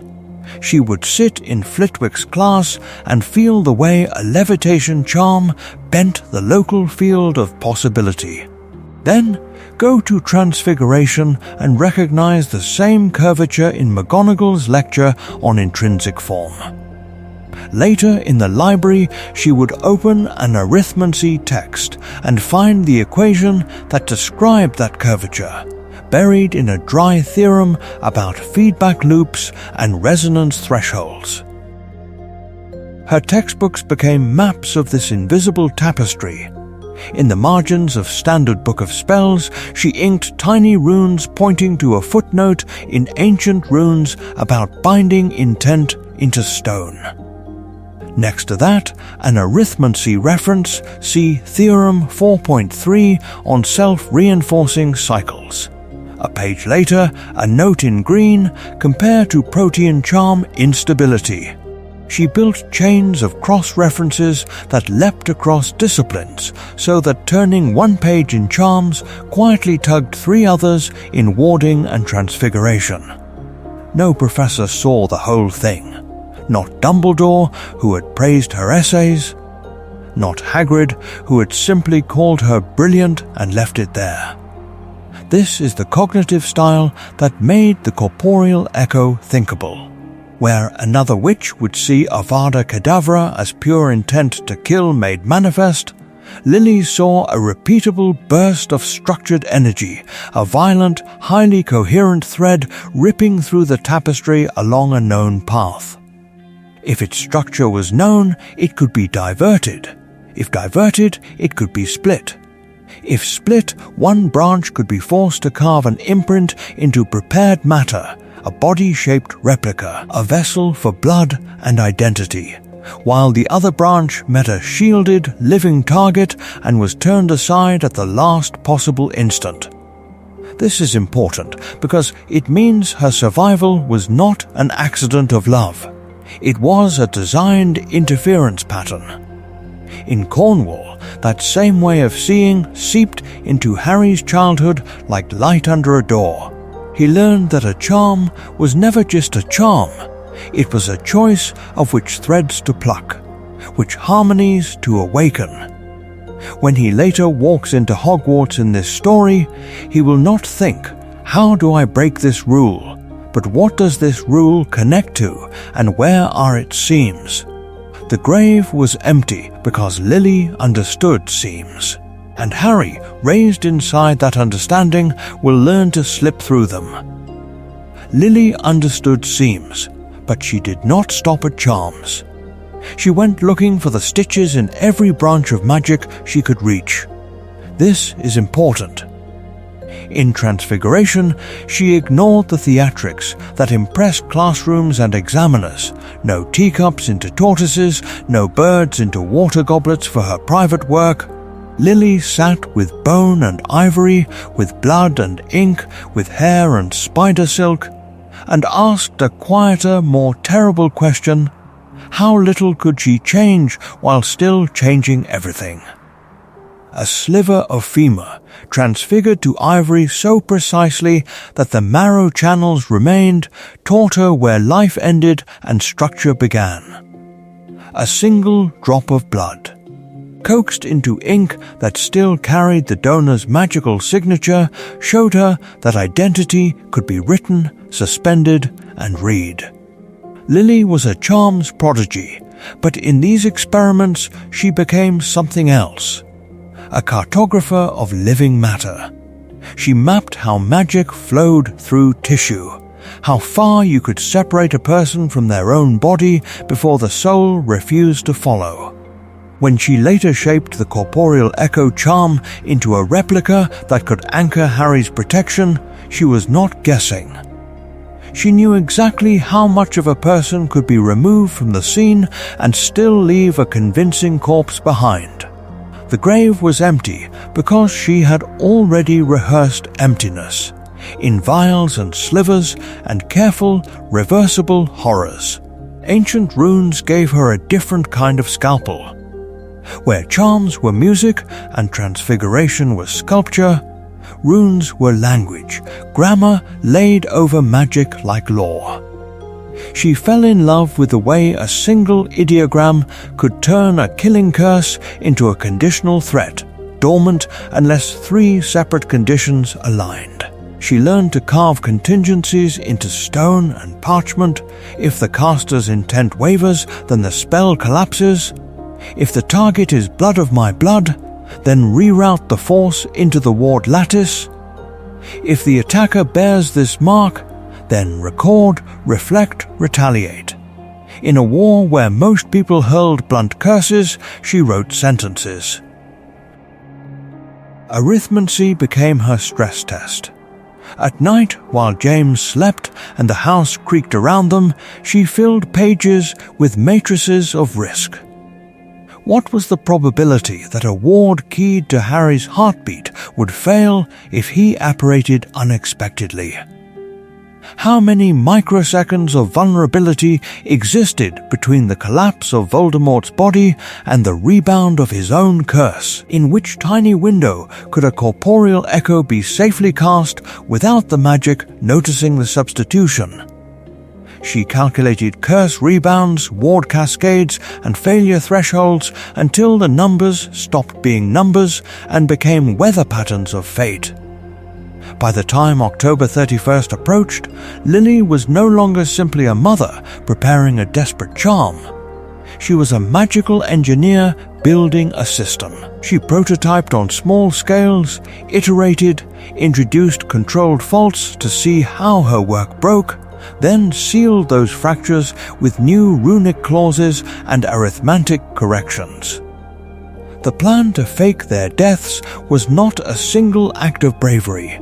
It was the final version of a design document written in 3 disciplines at once.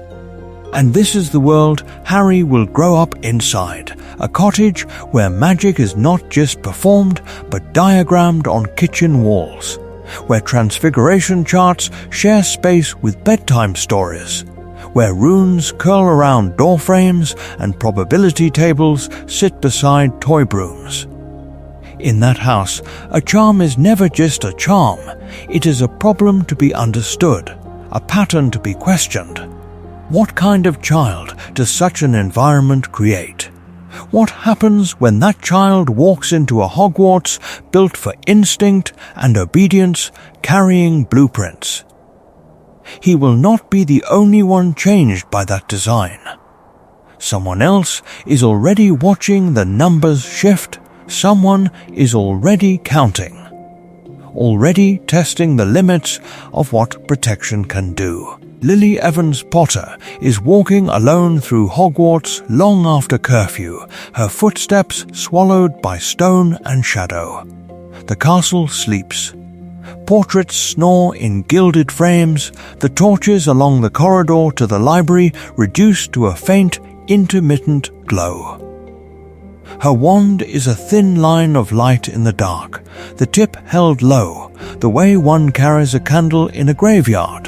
The library doors loom up out of the gloom. The main hall beyond is a black sea of shelves and reading tables, ink bottles stoppered, quills at rest.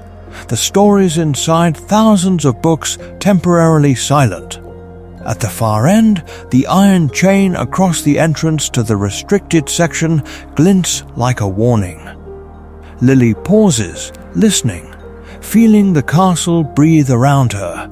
She does not come here to learn how to die. Not yet.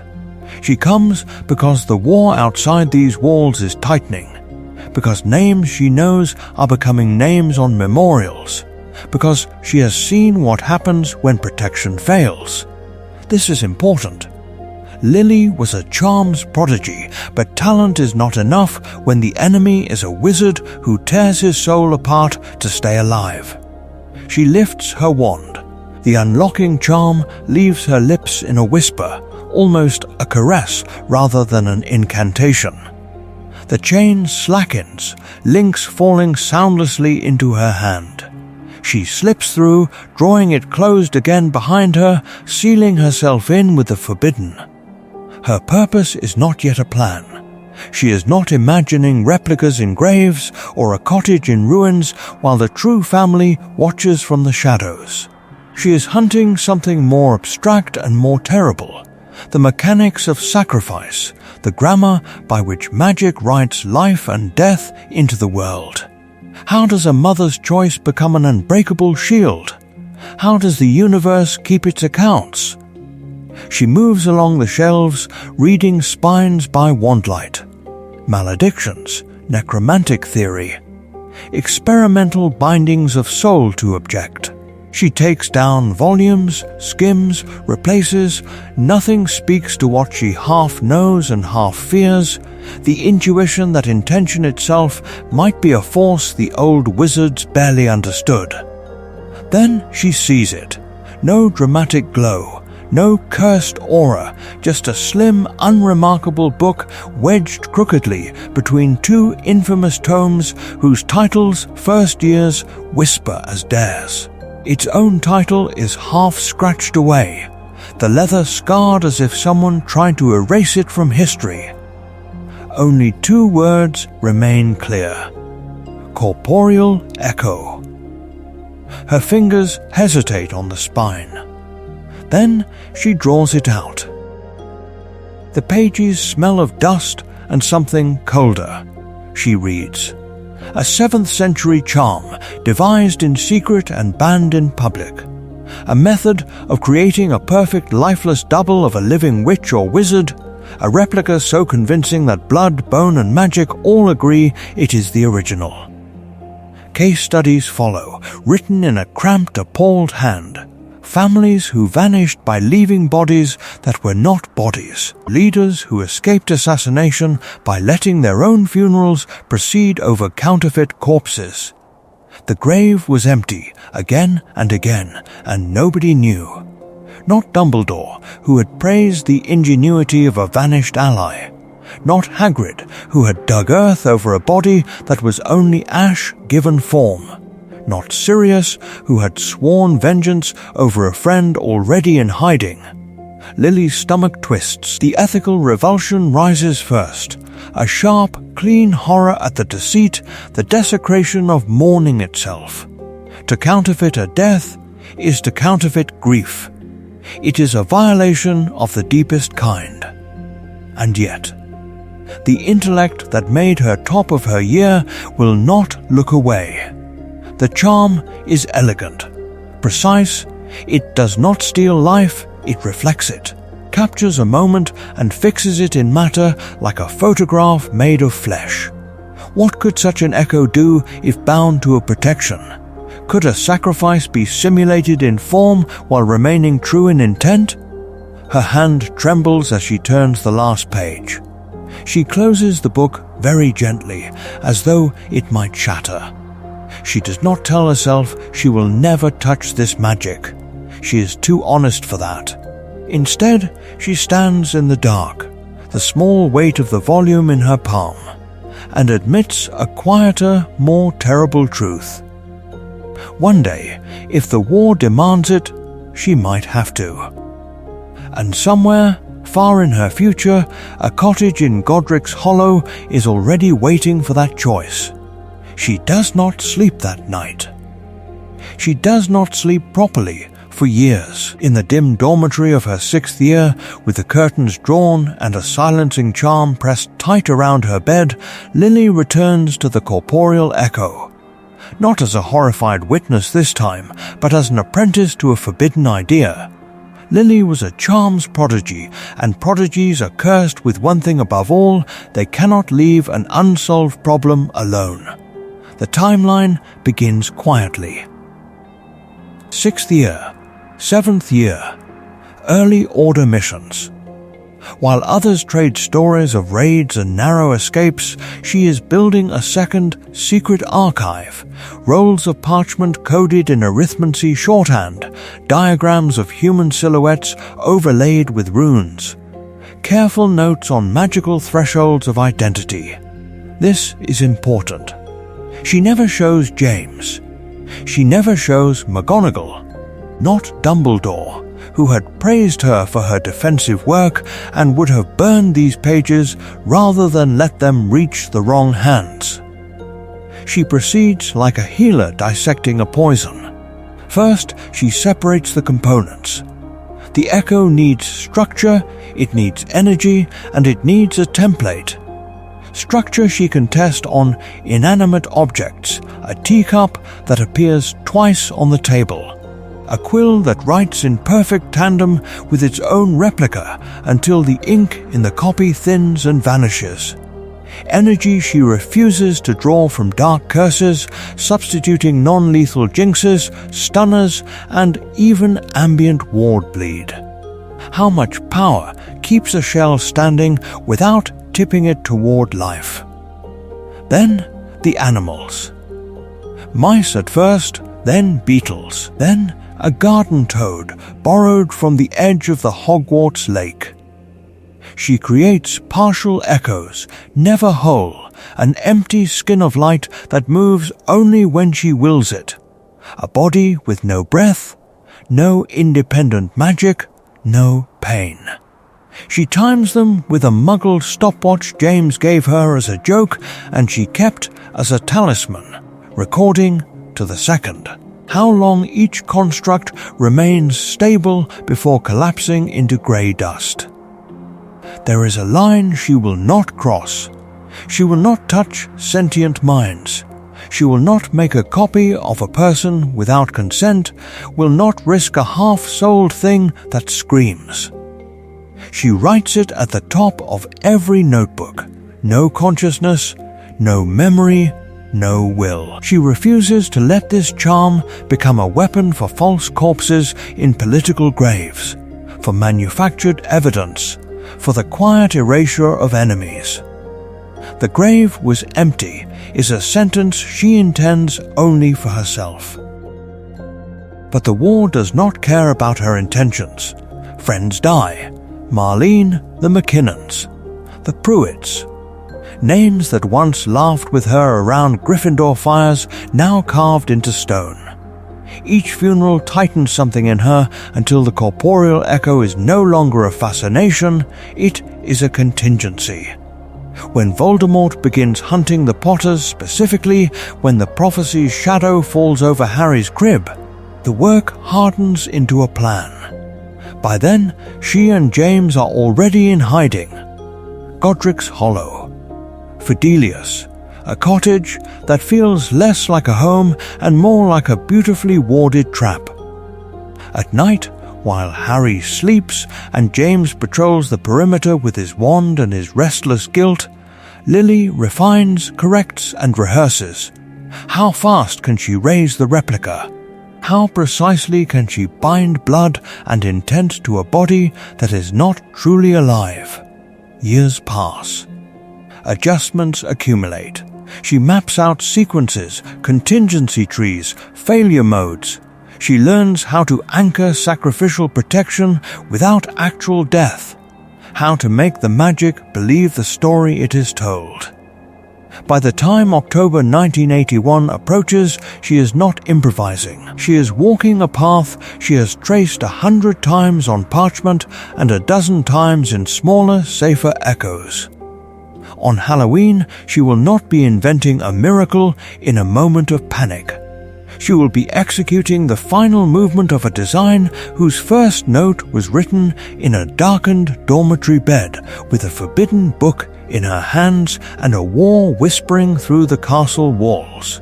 And still, even now, there is one thing she has not yet decided: whether the escape she is building is only for Harry or for all three of them. That choice is waiting for her. Like a closed door at the end of a narrowing corridor, the closed door becomes a workbench. Lily does not sleep, she dissects it. Not the door itself, but the choice behind it, and the magic that might make the choice matter. Lily was a charms prodigy, and when she returns to the corporeal echo she first found as a student, she no longer reads it as a morbid curiosity. She reads it as an instrument. The original spell is older than most countries on the modern map. 7th century, blood-inked, written in a hand that shook from overuse rather than fear. Its purpose was simple and appalling: to give a family, a clan, a minister the perfect corpse at the perfect moment. A replica that would breathe for a heartbeat, then still forever. A body that would pass inspection by coroners and curse-breakers alike, allowing assassinations to be staged as accidents, executions to be faked, inheritances to be diverted with a convincing, cooling shell. This is important. The corporeal echo was never meant to save anyone. It was designed to tidy up murder. Lily rewrites the verb at the heart of it. She keeps the architecture of flesh, the meticulous mapping of scars and hair, and the precise weight of a one-calloused hand. But instead of binding the echo to death, she binds it to absence. The replica will not simply lie in a grave, it will anchor a ward. It will stand in for the living body in every way that matters to hostile magic, becoming the point on which curses land and from which protections bloom. Around that anchor, she layers other work. Blood wards, taken from the same grim branch of theory Dumbledore once used to justify Privet Drive, but refined, narrowed, made conditional. runic triggers etched into the bones of the charm, invisible and inert until a very specific pattern of power strikes. Timing spells that listen like taut wires for one sound only, the resonance of a killing curse cast by Tom Marvolo Riddle aimed at Harry James Potter. Not any curse, not any attacker, not any knight. The design is cruel in its precision. When that exact configuration occurs, the echo fires. The real bodies are pulled sideways into pre-prepared wards. The replicas bloom into being in their place, already dead, already cooling. The house will fall. The world will see corpses. The grave will be full. The grave was empty of truth. And Voldemort, seeing a child who has survived and two adults who have not, will believe he has done exactly what the prophecy required. Lily has read those words until they blur. The one with the power to vanquish the Dark Lord. Marked as his equal. She understands that if Voldemort believes he has marked Harry, believes he has killed the parents, believes the story is proceeding as foretold, then the prophecy's path may twist. If Harry is alive elsewhere, unmarked or differently marked, is he still the same boy the words were pointing to, or has the future been quietly, fatally misaligned? She is not only hiding her family from a man, she is attempting to hide them from a sentence. This is important.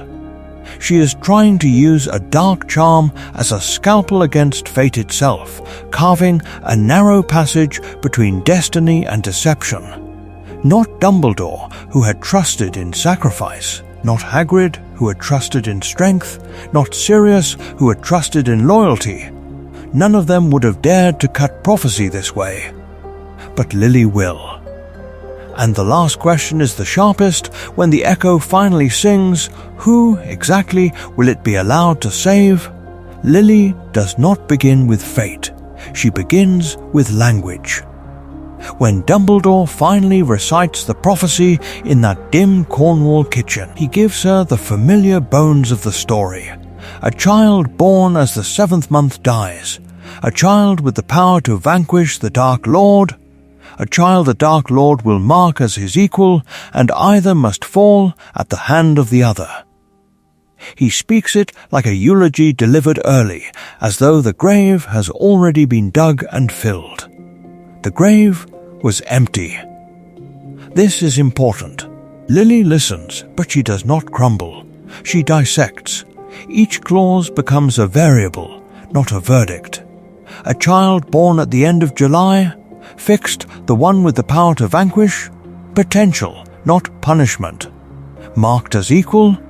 Contingent, Voldemort must choose to do that, either must fall at the hand of the other. Outcome, not method. The words are iron, but iron can be forged. Dumbledore, who has already chosen the Dursleys in another version of this future, hears in the prophecy a justification for hardship, the quiet conviction that suffering will temper Harry into the weapon the war requires. Lily hears something else. She hears room. She hears conditions. She hears the difference between what must happen and how it is allowed to happen. She circles the hinge at once. The Dark Lord will mark him as his equal. That is the fulcrum. That is the moment where the story can be intercepted, where magic can be threaded between cause and consequence. If Voldemort's act of marking is the necessary spark, then what if the spark lands somewhere other than Harry's bare, undefended soul? What if it lands in a prepared vessel, a waiting replica, a construct designed to drink the curse and sing it back? Lily was a charms prodigy, and she treats the prophecy as she treats any dangerous charm, by mapping its trigger points, its feedback loops, its places of failure. The corporeal echo is not merely a way to fake her death, it is a way to catch the mark itself. to let Voldemort believe he has branded the boy while, in truth, his magic has been braided into something else. In this reading, the scar becomes optional. The abuse, the cupboard, the calculated neglect are not prerequisites for power. They are choices. Someone's choices. Not Dumbledore, who had learned over too many wars to accept childhood pain as regrettable but useful. Lily refuses that arithmetic. She will not place her son's childhood on the altar of inevitability and call it wisdom. In this alternate history, the prophecy ceases to be doom and becomes design. A blueprint, not a sentence. The fixed lines remain. Harry must live, Voldemort must fall, their fates must cross. But everything around those lines becomes a problem set Lily intends to solve. How to let Harry keep the power without swallowing the trauma that canon insisted upon. Can the boy who lives also be the boy who was allowed to be a child? Her answer is the echo. Her answer is the plan to stand between the mark and the marked, to let the prophecy speak and still deny it Harry's tears. For now, the words hang between them, heavy as any curse. And Lily begins, quietly, to rewrite them. Halloween 1981 begins like a memory they have rehearsed until it lost all innocence. The wards around the Godric's Hollow cottage do not simply tingle, they scream. James is on his feet before the teacup finishes rattling against its saucer. He does not look at Lily. He does not need to. They have walked this corridor in their sleep, have counted these heartbeats in whispered drills while Harry drowsed between them. This is important. Go, he says, voice already hoarse, though the fear is old and worn smooth. Lily, now, the story the world will tell is that James Potter grabbed his wand in blind panic, that he died wandless in the doorway. The truth is colder. The truth is that James has a marked spot on the sitting room floor, a line of sight to the front path, and a sequence of curses memorized not to win, but to measure out exactly 17 seconds of resistance. He steps into position as the door bursts inward, wood splintering under a wordless blast of green. Voldemort crosses the threshold like a shadow made flesh. The air bends around him. The house itself seems to flinch. James fires, not to kill, to count. 1. A blinding hex to the eyes that Voldemort parts with a lazy flick. 2. A shattering curse to the flagstones, spraying jagged stone in a desperate storm. 3. A cutting arc that sings past black robes. Each spell is a second, each second a gift being dragged out of the grave in advance.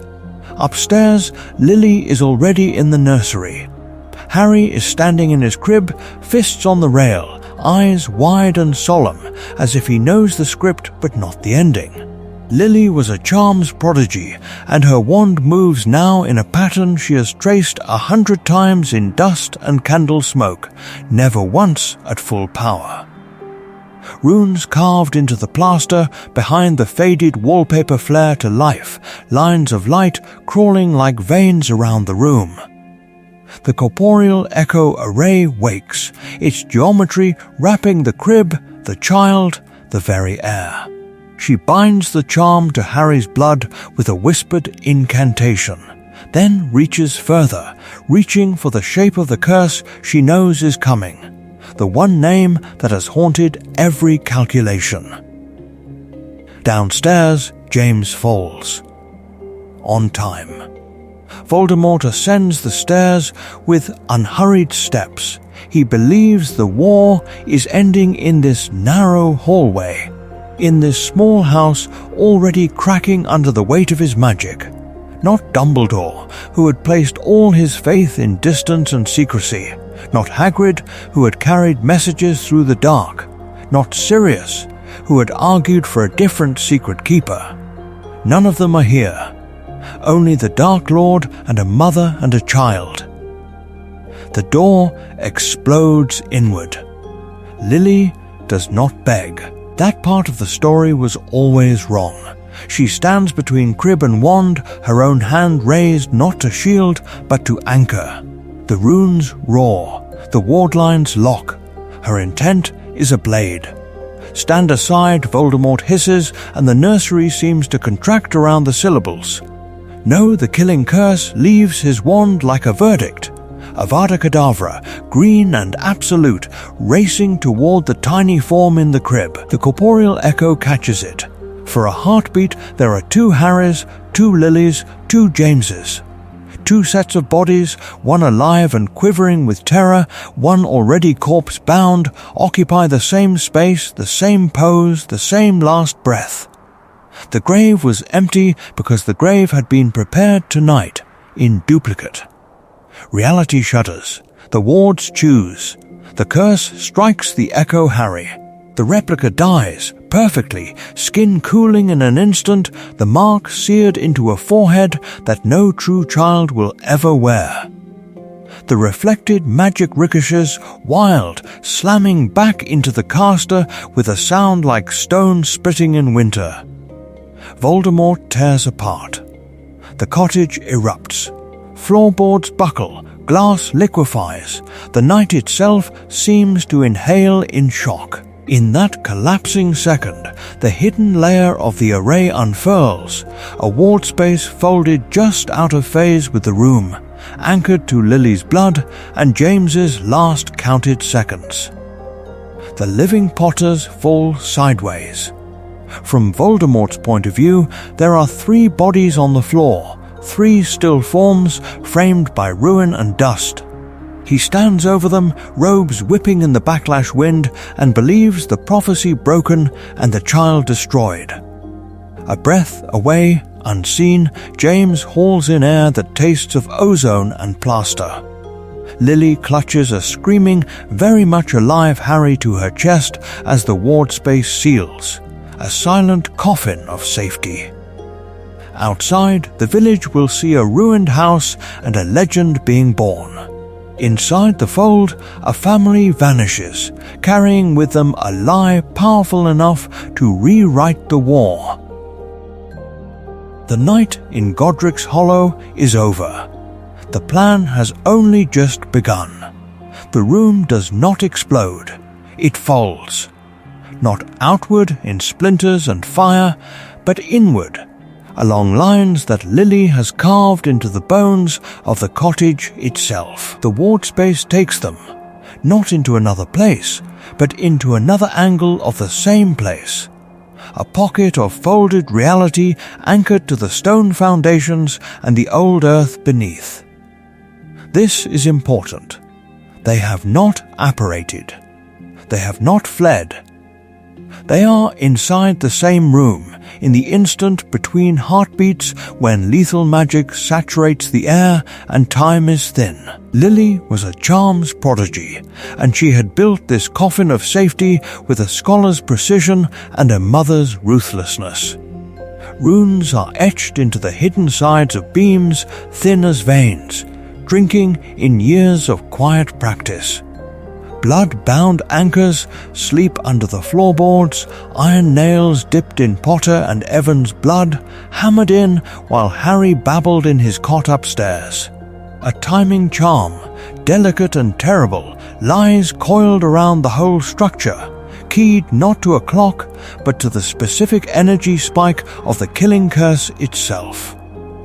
Only when that green, grave-colored magic floods the room does the doorway open, and only for a single, shuddering instant. From the inside, the transition is not a bang, but a dislocation. James feels the world tilt sideways, as if gravity has changed its mind. Sound stretches into threads, Harry's scream lengthens into a single, glassy note that never quite resolves.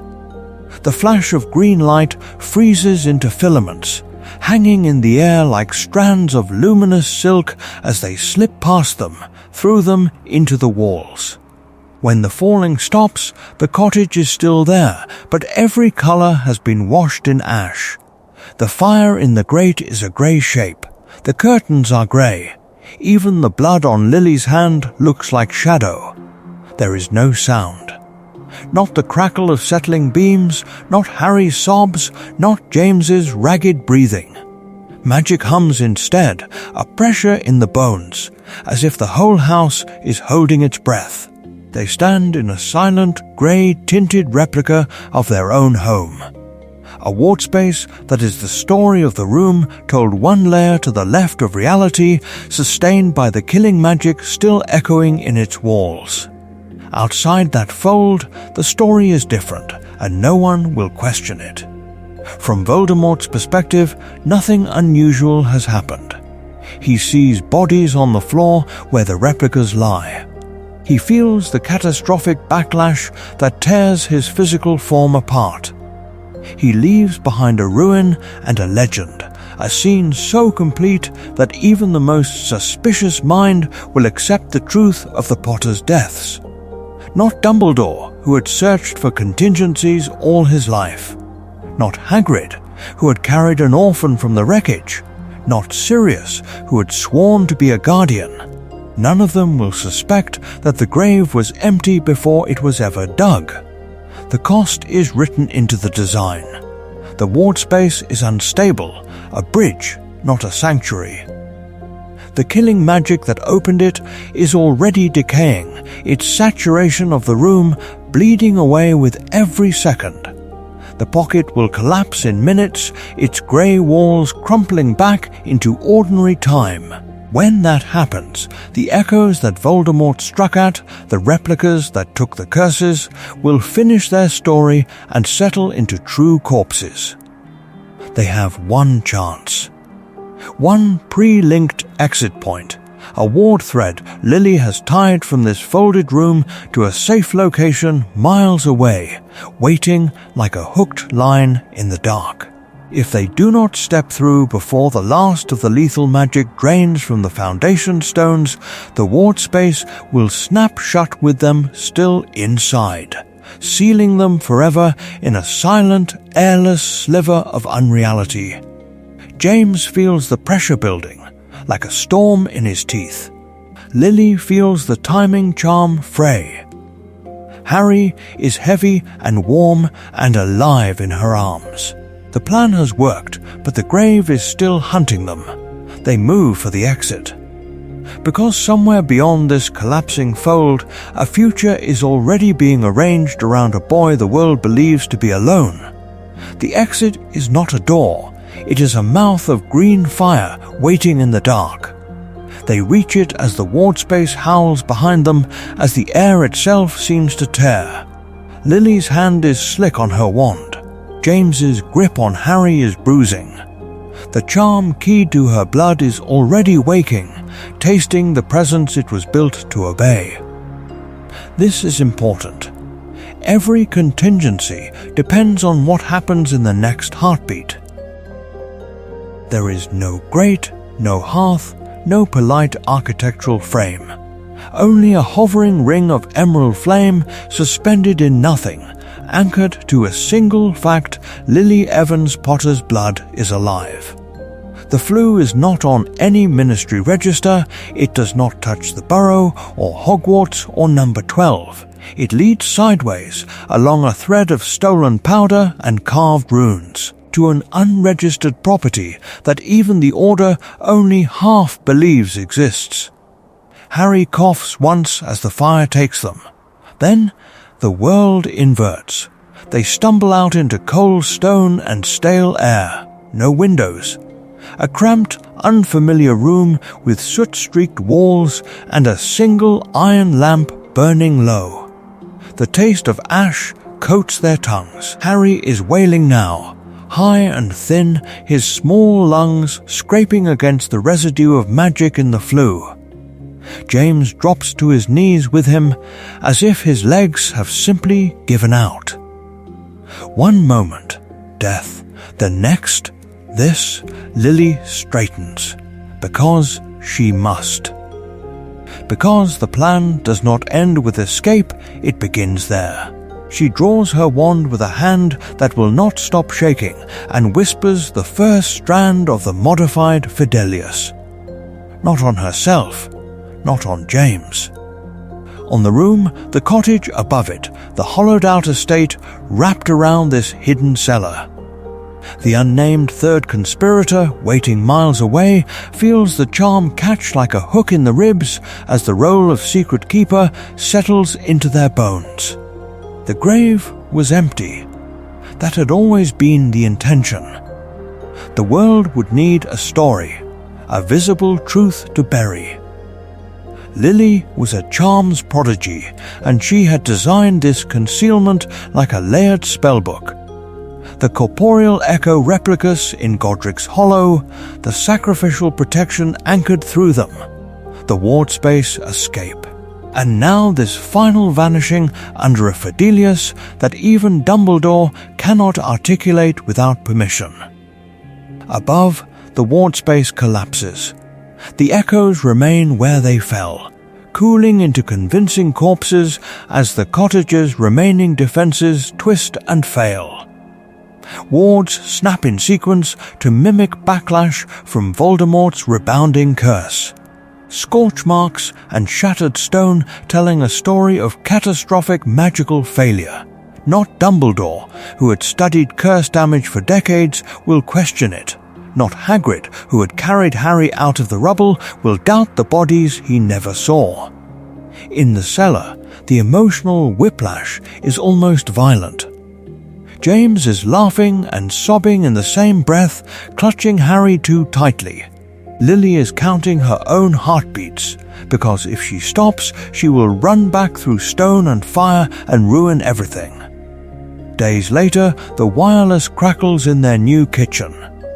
Different house, different name, same cold. She listens as a solemn voice describes the funerals in Godric's Hollow, the white flowers, the speeches, the earth falling on the coffins. She hears James's name, her own. She hears the phrase "fallen heroes" and realizes the world has already written their epitaphs without them. The grave is full now in the public mind. The grave is certainty. But somewhere in Cornwall, the people in that grave are making other plans. And the first of those plans is far more dangerous than simply staying dead. The first plan is not revenge. It is a childhood. The grave is full in Godric's Hollow. But in a cramped Cornish safe house, a different story begins. Peeling wallpaper, second-hand furniture that smells faintly of mothballs and polish. A single narrow corridor lined with wards instead of photographs. The rooms are small. The ceilings are low. The world has contracted to 4 walls and a web of protection charms. But inside that prison, a boy learns his name without learning to fear it. Harry's early years are measured not in beatings or locked cupboards, but in whispered bedtime stories about phoenixes and wandering stars, in gentle corrections when his temper flares and a teacup shatters. Lily was a charms prodigy, and she turns every accident into a lesson. How to breathe when magic spikes, how to ground himself, how to repair what he has broken with a steady hand instead of a shaking apology. This is important. The first time he vanishes a toy broom in a tantrum, she does not call him a freak. She kneels, explains the theory, and then shows him how to call it back. James, who once lived for Quidditch crowds and Gryffindor applause, invents games that fit inside a sitting room. Cushion forts become castles under siege. Illusionary bludgers drift like slow planets around the sofa. When Harry's magic surges, James laughs, not because it is trivial, but because he knows that fear would carve a grave in his son's confidence that might never be filled. In this house, Being loud is not a punishable offense. Being wrong is simply the first step toward understanding. This is the quiet, devastating contrast. There is no cupboard under the stairs because there is no need to hide the child from the household. His smallness is not enforced. He sprawls across the threadbare rug with picture books on ancient runes and Muggle spaceflight. Asks why the moon looks different through the kitchen window than through the bedroom one, and nobody tells him to be silent. He is allowed to take up space. He is allowed to ask questions that have no safe answers. Magic is not an intrusion here. It is the air. Steam from the kettle traces runes in the morning light as Lily practices new defensive configurations. Quills take notes on their own when James reads aloud from a physics text, trying to reconcile orbits and orbits, gravity and flight. Accidental magic is charted on a parchment pinned beside Harry's growth marks, each spike annotated, each incident discussed. He grows up knowing that what lives inside him is dangerous, yes, but not monstrous. And yet, the shadows are constant. The windows are warded not just against curses, but against curiosity. Harry does not go to playgrounds. He learns the sound of the sea through glass, not sand. Aliases are drilled into him alongside numbers and letters. He can recite false birthdays as easily as he can recite the alphabet. Certain names are spoken only in whispers. Voldemort, Dumbledore, Potter, not Dumbledore, who had buried the replicas. Not Hagrid, who had carried the real child once and would never know it. The grave was empty, but the danger is not. So what kind of hero emerges from this? From love that is both warm and wary, from a boy raised safe yet saturated with secrets, who grows up knowing he is alive because of a plan he does not understand. When the door finally opens and the world comes in, will he step forward as a weapon or as something far more unpredictable? He does not grow up in a cupboard. He grows up at a kitchen table where the wood is scarred by spellburn and ink stains. This is important. Lily was a charms prodigy, and she builds a curriculum the way she once built ward schemes, layered, meticulous, quietly brilliant. Harry learns his letters, tracing them in steam over a teacup, each shape held in place by a tiny anchoring charm until he can copy it on parchment. Numbers arrive as pebbles that sort themselves into sums when he whispers the right word, subtraction as pebbles that refuse to move until he can explain where they are meant to go. Reading, writing, arithmetic, and beside them, the gentlest bones of magic theory, explained as cause and effect rather than mystery and destiny. She shows him that every spell is a story with a structure. Intention, focus, motion, word, change any piece and the outcome shifts. A lumos that flares too bright when he is angry. A levitation charm that falters when his concentration wavers. The grave was empty, but the lessons are full of consequence. She lets him see small failures, then walks him back through each step, teaching him that power without understanding is not power at all, only danger in waiting. James enters the classroom by pretending it is never a classroom. To Harry, it is a hallway ambush with soft stunners that bloom like cushions when they hit. It is a game where you only win if you can shield yourself and still keep hold of the toy behind you, because protecting what is vulnerable matters more than scoring a point. His dueling drills are laughter and quick feet, but beneath them is reflex training, wand angles, the instinct to move toward a threat if someone else is in its path. At night, James tells stories, not of Quidditch glory, not of pranks, stories of people who stood between others and the dark and did not boast about it afterward. Bravery, in these tales, is never the loudest person in the room.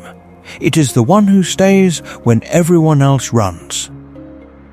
Around the same table where he learned numbers, they speak of limits.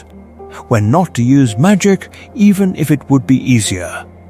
Why you never reach into another mind without consent, not with legitimacy, not with a love potion, not with a memory charm that would make an uncomfortable truth disappear.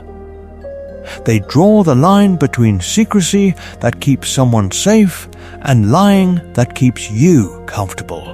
And they make him walk that line in small daily choices. By 10, Harry holds a wand as if he were born with it. He does not flinch when an adult raises their voice. He asks why when a story does not fit the facts he can see. Not Dumbledore, who had once imagined a malleable, ignorant boy who lived in need of guidance, is preparing for this.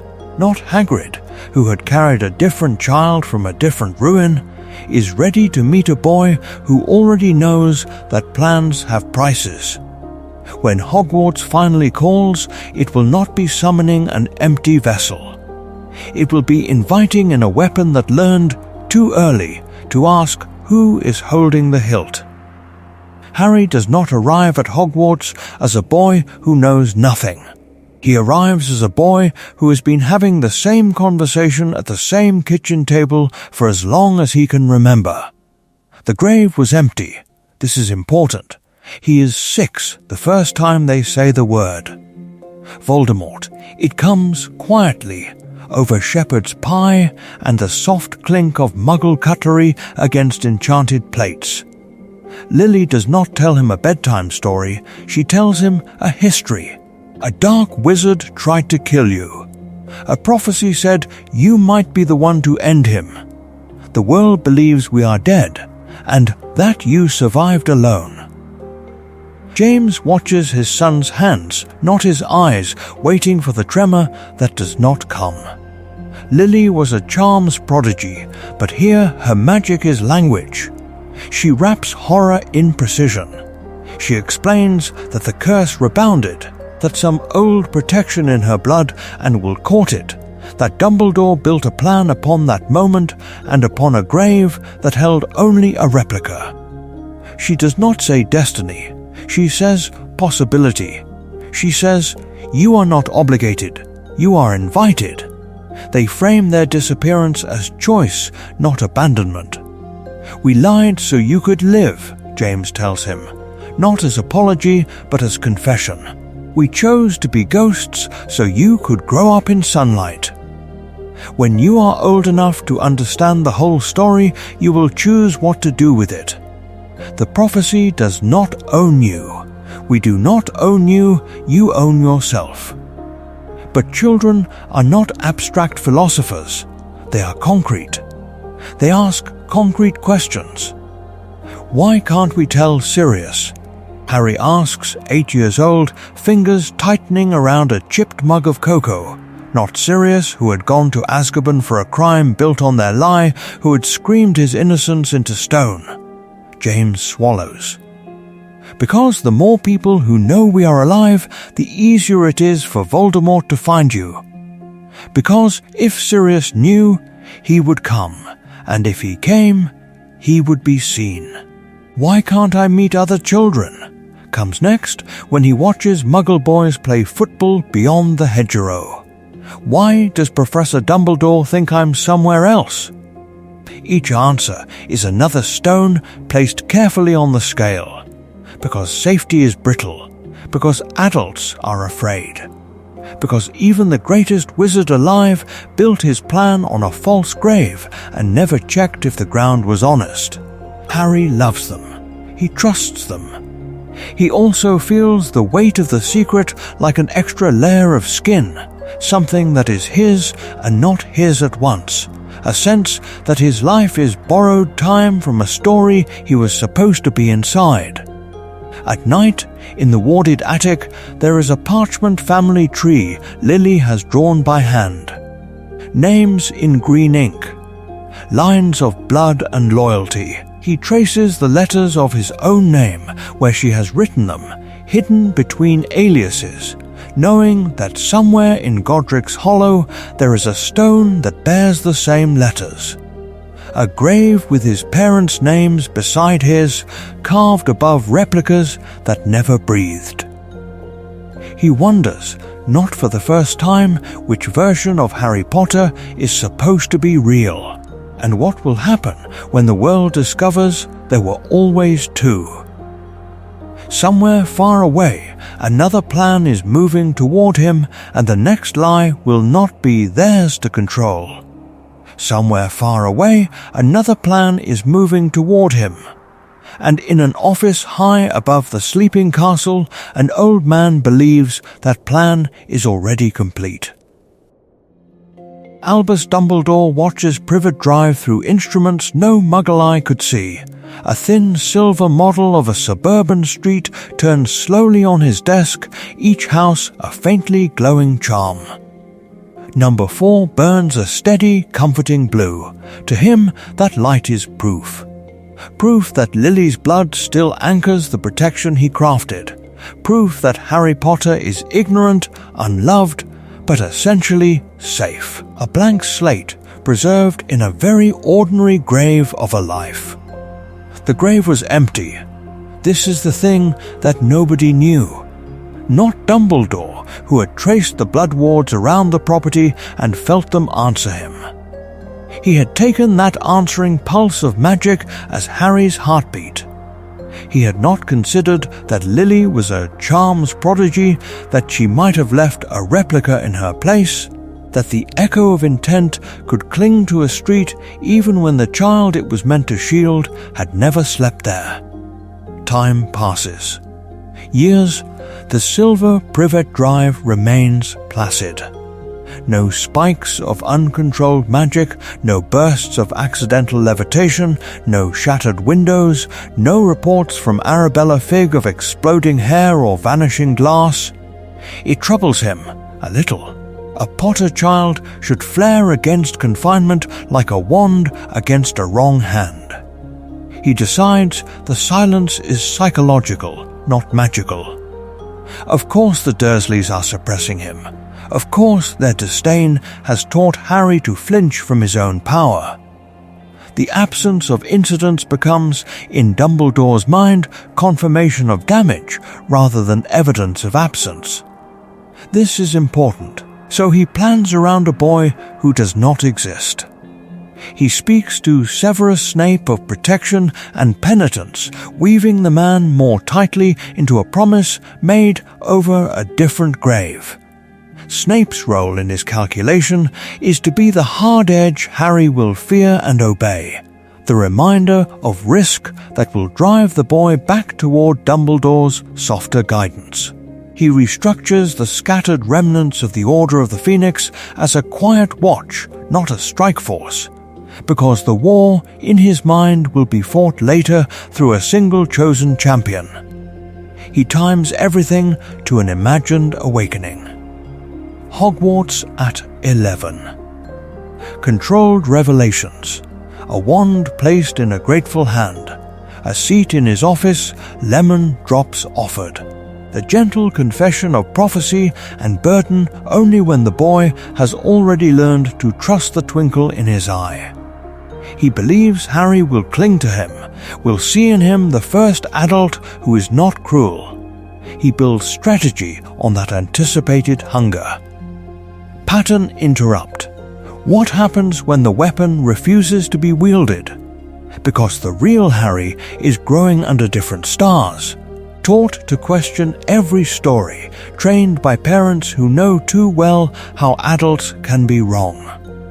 He is being raised to ask who benefits from any plan, to test the borders of every charm placed around him.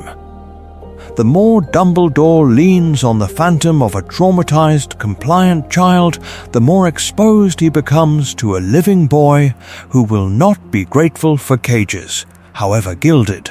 Their first meeting at Hogwarts will not be a gentle guidance of a lost orphan. It will be a collision of narratives. Dumbledore, certain he is greeting a frightened weapon he can polish and aim. Harry, certain he is stepping into another labyrinth of half-truths. Each believes the other will be easier to manage. Only one of them is right. And the castle is already choosing a side. The castle was already choosing a side. But in the dungeons, there was a man who believed his choice had been made for him years ago, on a stormlit night when an old headmaster told him Lily Evans was dead. In canon, his life narrows to that moment. One plea, one promise, one grave to visit in the dark. The grave was empty in this story, but Severus Snape never knew that. This is important. His loyalty to Dumbledore in the original timeline is not ideology, it is penance. He believes his own words to Voldemort delivered Lily to death, and so he binds himself to Dumbledore's plan as a living memorial, guarding the child who wears James's face and Lily's eyes. Here, the story twists on a subtler knife. Lily does not die, she vanishes.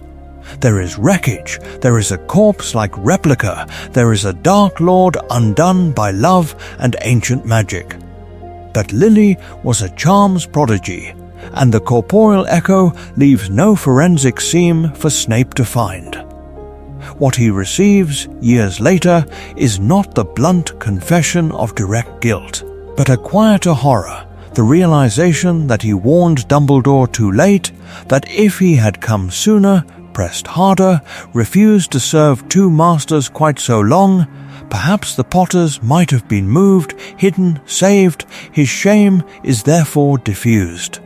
Less a single catastrophic impact and more a chronic ache. He has failed Lily, but not with the clean, brutal clarity of canon. Not Dumbledore, who had always preferred debts that felt like destiny, but Severus, who now calculates. He swears to watch the boy. He agrees to spy. Yet his allegiance is threaded with questions. How far will he go for a headmaster whose delays cost Lily her life? How strictly will he obey a plan that seems to treat Harry as instrument rather than child? The years harden around that compromise. Snape teaches. He poisons himself daily with proximity to James's memory and the ghost of a future he never had. He visits no grave, because for him there is only a name on a stone and the echo of what-ifs. Then, one winter, something shifts. A spell signature in an order report that matches a charm Lily invented. A rumour, half-laughed, of a red-haired witch seen in a Cornish village. A blurred photograph in a ministry file. The tilt of a head that is unbearably familiar. The grave was empty. The truth suddenly might be that Lily is alive and chose not to tell him. In that instant, his painstaking penance fractures. If she lived, then his years of self-denial were not an offering to a dead woman, but a bargain with a man who may have lied by omission. What then? Does he owe Dumbledore? What does he owe the boy? When he finally meets Harry at Hogwarts in this timeline, he will not only see James's insolent features, he will see the possibility that Lily built a life that did not include forgiving him, and that her silence is the harshest charm she ever cast. Silence follows that thought like a closing tomb. Dumbledore turns away from the empty grave of his expectations, still convinced that somewhere in Surrey, in a neat little house with a trimmed hedge, the boy who lived is enduring a necessary hardship for a greater good. This is important. His entire plan rests on that assumption. The Hogwarts Registry does not question. The magic that records every witch and wizard born in Britain is old, impersonal, inexorable. It knew when Harry's first accidental charm flared to life, a burst of untrained power that Lily, miles away, felt like a tug on her own blood. It knew his name, his date of birth, and the address attached to that name, number 4, Privet Drive. The grave was empty, but the ledger was not. So, on a damp morning in late July, an owl glides down Privet Drive with a letter addressed in emerald ink to a boy who has never slept in the cupboard under the stairs, Mr. H. Potter, the smallest bedroom. Number 4, Privet Drive. The charm that guides the envelope presses against the wards of an ordinary Muggle home and finds no matching soul, no magical signature, only the fretful, rigid lives of Vernon and Petunia Dursley. The first letter lands on the doormat, then another, then a dozen. The registry, finding no response, escalates with mechanical persistence. Vernon stands in the hallway, face purpling, staring at envelopes that insist upon a nephew he has never met. A story he has never been told. Petunia's hands shake as she picks one up, because the name Potter is a ghost she buried with her sister, and here it is, written out as if the past has claws. They assume, at first, that it is a bureaucratic error, a misfiled form, some cruel prank played by a government office that does not understand how carefully they have constructed their normal magicless life. When the owls keep coming, when the name Harry Potter repeats with ritualistic insistence, the assumption curdles into anger. Vernon writes back in block capitals, "There is no boy here. We have no such relation." Stop. The reply does not go to a clerk. It goes, inevitably, to Dumbledore. He reads their furious letter in his office, Fawkes watching with dark, knowing eyes. Not Dumbledore, who had calculated blood wards and long-term safety with meticulous care, ever imagined that his chosen Muggle guardians might simply not possess the child he left on their doorstep in theory, if not in fact. Their denial is not the petty stubbornness he anticipated. It is bewildered, genuine ignorance. For the first time in 14 years, he allows himself to consider that his plan might be built on a false address. Far from Surrey, in a warded cottage in Cornwall, no owl comes.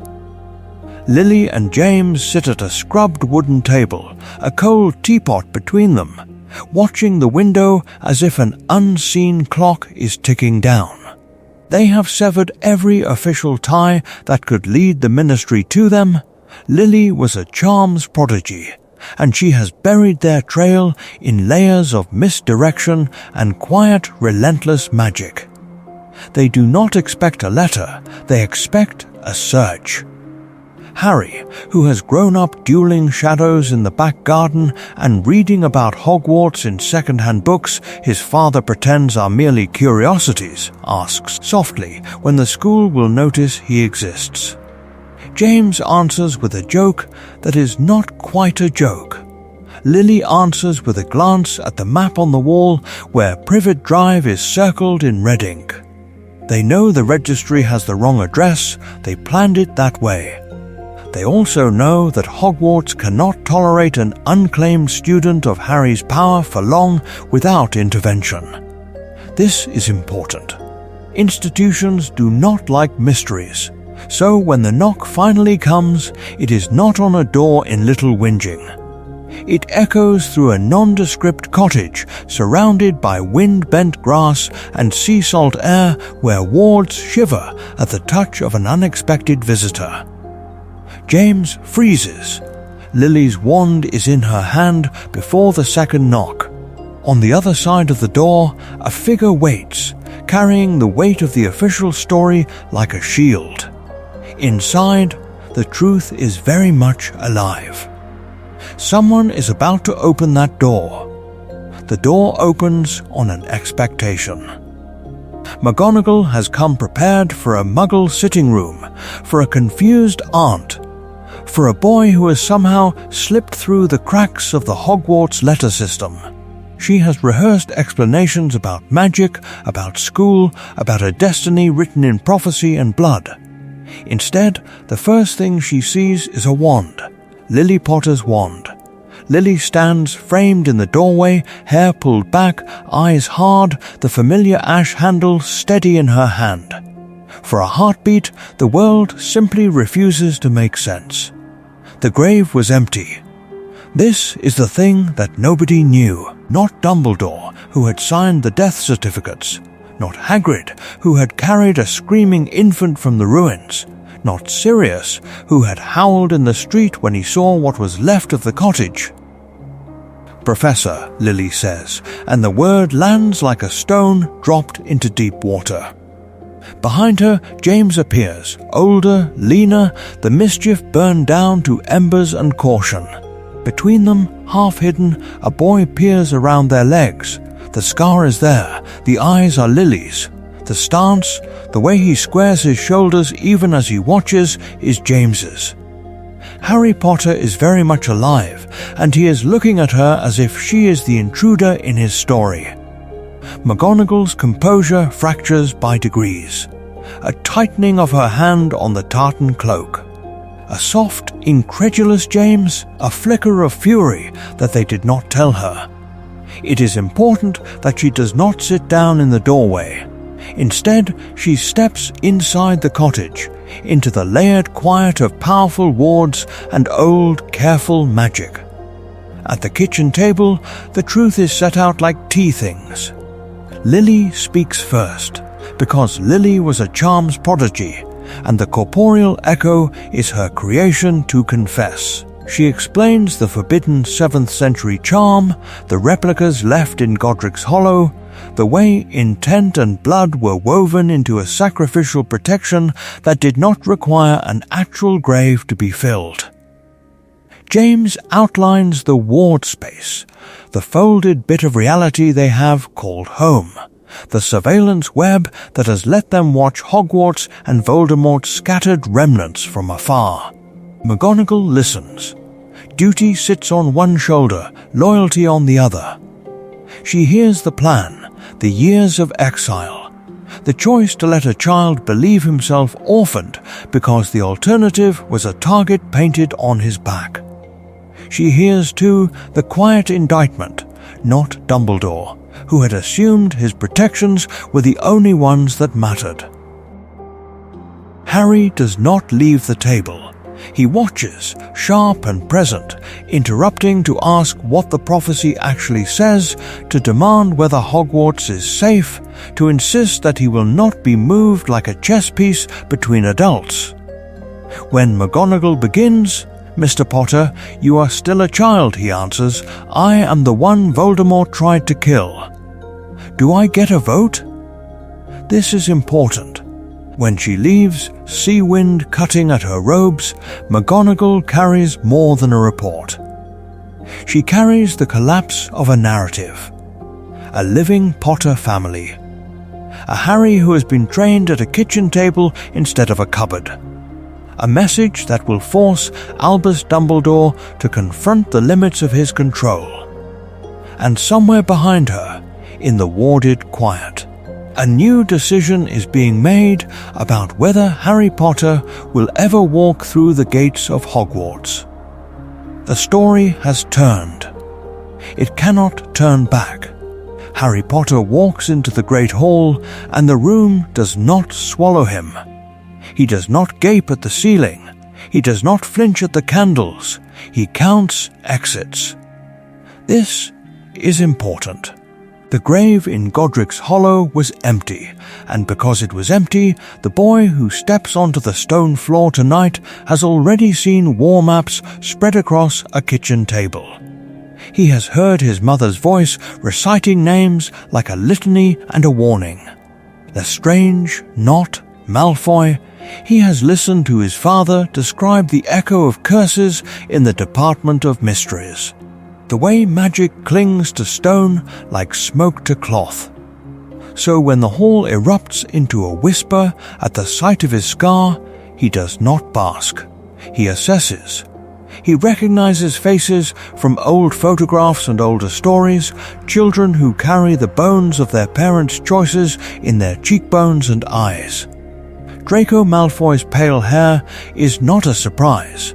The name is not a mystery. It is an entry on a list James once burned and Lily quietly rewrote from memory.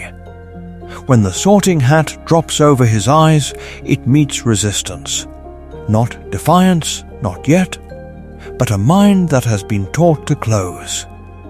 Lily was a charms prodigy, and occlumency in her hands became less a cold discipline and more a breathing pattern, a way to file thoughts into ordered shelves. The hat finds corridors of memory that do not open on command. It tastes James's reckless courage, the impulse to stand between danger and the people he loves, but it also finds Lily's relentless analysis, the habit of asking why before how and how before who benefits. Gryffindor, the hat murmurs and pictures Fleur, dueling drills in the back garden, Harry laughing as he disarms his father. Ravenclaw, it counters, and there is Harry at 9, dismantling the logic of the Ministry's secrecy statutes over breakfast. Slytherin, it considers, and now it sees a boy learning, with painful precision, that sometimes survival is the only moral victory available. A boy who has been told very quietly that playing the long game is not cowardice when the alternative is a grave filled too early. What would a Gryffindor Harry do with this knowledge? He would challenge Dumbledore in public. Not out of arrogance, but out of a clear calculation that secrets have already cost too much. A Ravenclaw Harry would map the castle's wards, test the edges of every rule, dissect the school itself as if it were just another problem in an unfinished plan. A Slytherin Harry would shake Draco Malfoy's hand, knowing exactly who Lucius is, and smile with the careful politeness of someone who understands that allies can begin as replicas of friendship. Ron Weasley stares at him on the boat, half awed, half wary, and Harry's calm questions about Gringotts security and goblin treaties unsettle him more than any fame. Hermione Granger hears him say Horcrux under his breath when the ghosts pass through the tables and feels the floor tilt. She thought she had read everything. Draco hears Potter and expects a spoiled legend, not a boy who looks him in the eye and says, very quietly, I know what your father did. Not Dumbledore, who had counted on a malleable child. Not Hagrid, who had pictured wide-eyed wonder. Not Sirius, who had dreamed of pranks and Quidditch. The hat leans closer, its voice a thread of sound only Harry can hear. Whichever house you choose, it whispers, you will not play the part they wrote for you. The school will bend around you, or it will break. Harry inhales. The hall waits. The story tilts again. The story tilts again. It does not stop tilting. Harry chooses Gryffindor, but the choice is made by a boy who has practiced wand movements at his mother's kitchen table and argued battle theory with his father over maps and tea. The house cheers. The staff exchange glances that are not quite the same as in the other timeline, because this Harry walks to his seat with the controlled gait of someone who already knows what magic can do to a body. This is important.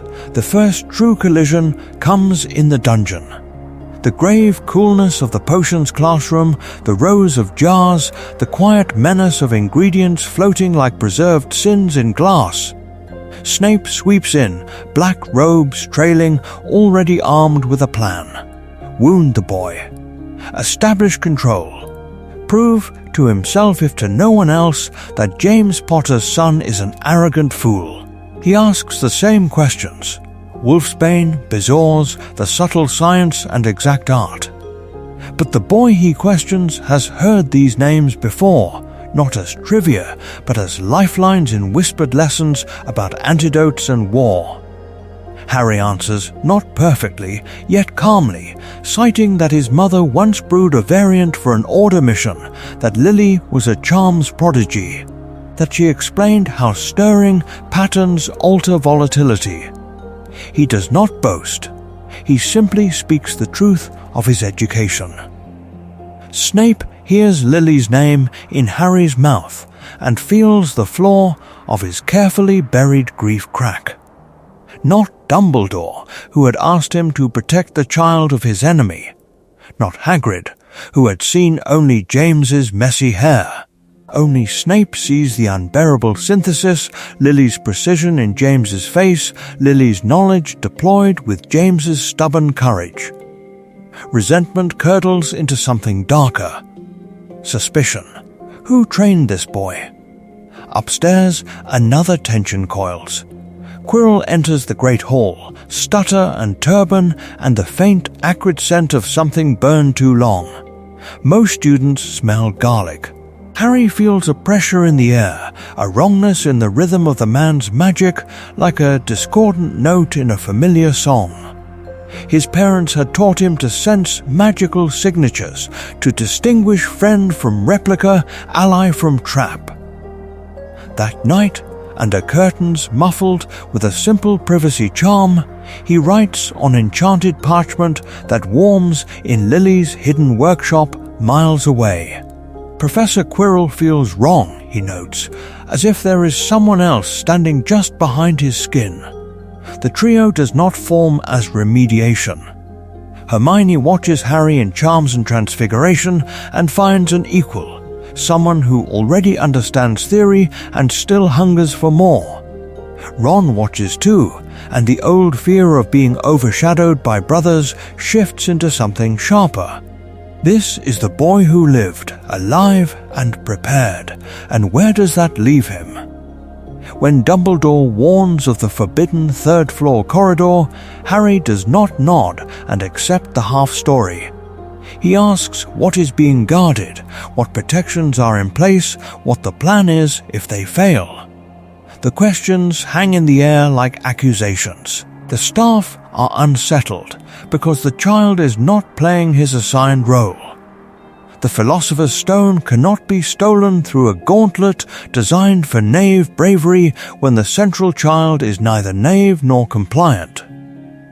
Quirrell adjusts. Voldemort listens through the back of a borrowed skull and alters his plan.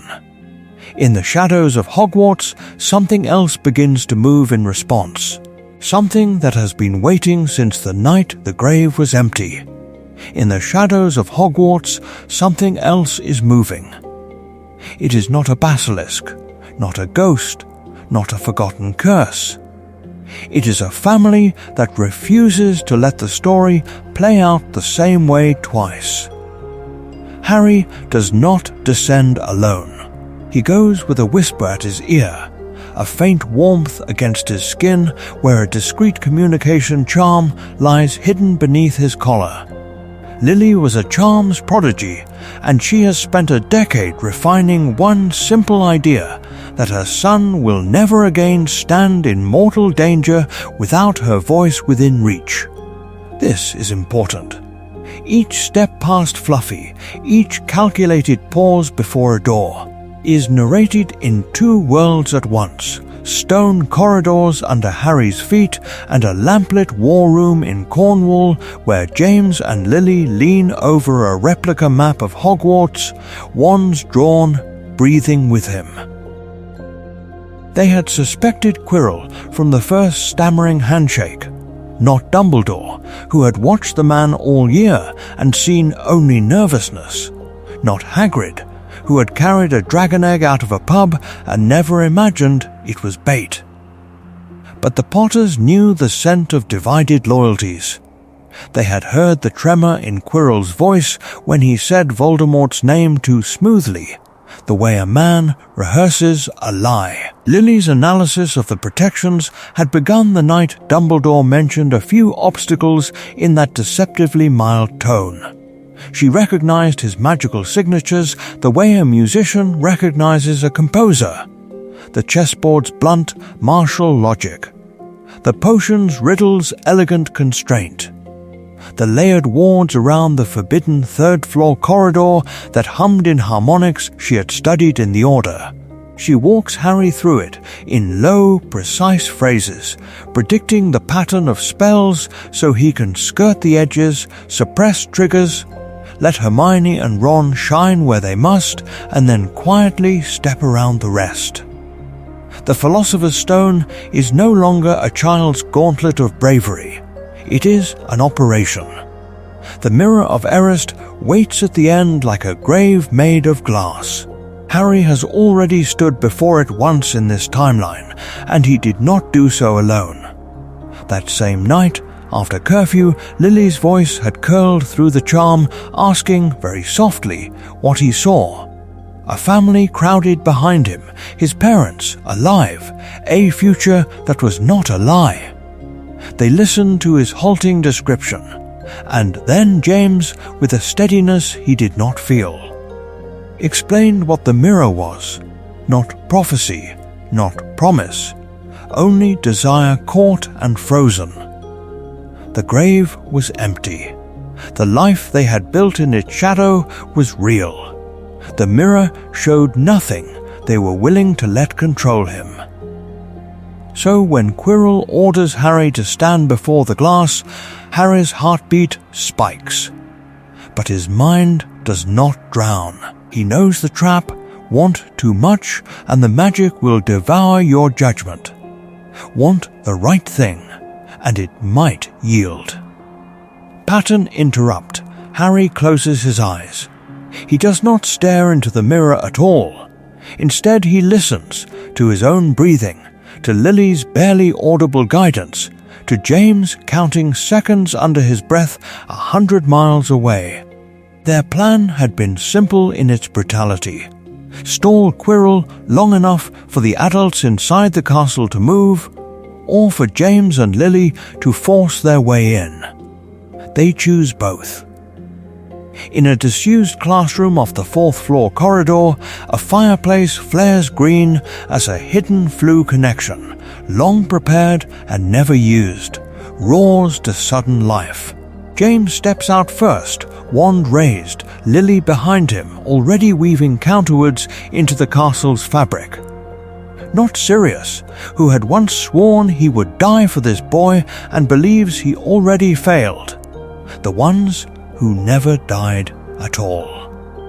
Down below, Harry speaks into the air as if arguing with himself, provoking Quirrell, buying seconds. The stone slips into his pocket when he frames his desire not as triumph, but as protection, no glory, only the quiet wish that Voldemort never touch it. It is a thought rehearsed with his mother until it feels like bone. When Quirrell lunges, the castle answers. Wards Lily seeded into the communication charm flare, a silent beacon to Dumbledore, to McGonagall, to the very stones. James arrives at the chamber's threshold in a burst of spellfire as Dumbledore apparates within the castle's own constraints, drawn by a pattern of alarms he did not set. Voldemort's shade does not flee from accidental love magic this time. It rips itself from Quirrell's collapsing body under a crossfire of curses and protections, recoiling from a configuration it had never imagined. The boy, the parents, the headmaster, all aligned, yet not entirely trusting one another. It tastes coordinated resistance, not blind luck. As the shadow tears free and vanishes through the ceiling, it understands something Dumbledore is only beginning to see. The Potters are not symbols in a graveyard. They are alive, they have a plan, and they have just announced themselves as players, not pieces. The shadow that fled Quirrell does not vanish. It coils, it waits, and when the first student falls in the corridors of Hogwarts the next year, it recognizes the pattern of its own past work. Harry recognizes something else. He does not hear of Mrs. Norris turned rigid and grey and think only of monsters in the walls. He thinks of Lily at the kitchen table in Cornwall, ink on her fingers, explaining the signatures of old magic that lingers like frost on stone. Ancient constructs leave echoes, she had said. They repeat themselves. They carve habits into a place. This is important. So when he hears the faint whisper in the pipes, not as terror but as language, he does not hide it. He writes home that night. He pulls the leather folder of Lily's notes from his trunk, the one she charmed to look like an ordinary homework planner. Lily was a charms prodigy, and half the pages are dense with Parseltongue marginalia basilisk legends, and the ethics of speaking to creatures bred only for killing. The story changes because he is not helpless, and because he is not alone. By the time Hermione finds the reference to basilisks in the library, she is not working from panic and guesswork, but from a hypothesis the three of them have already built. Harry describes the cadence of the voice. Hermione traces the plumbing. A more cooperative staff, already unsettled by the first year's revelation that Voldemort's shade walked their halls, actually listen. Not Dumbledore, who had once dismissed children's fears as growing pains, but McGonagall, Flitwick, even Sprout gather in a midnight meeting where Harry lays out Lily's analysis of petrification patterns and reflective safeguards. The body count does not rise. There is still fear, but it is organized fear, given shape by knowledge. When Ginny Weasley begins to fade at the edges, growing paler, more withdrawn, Harry does not interpret it as adolescent frailty.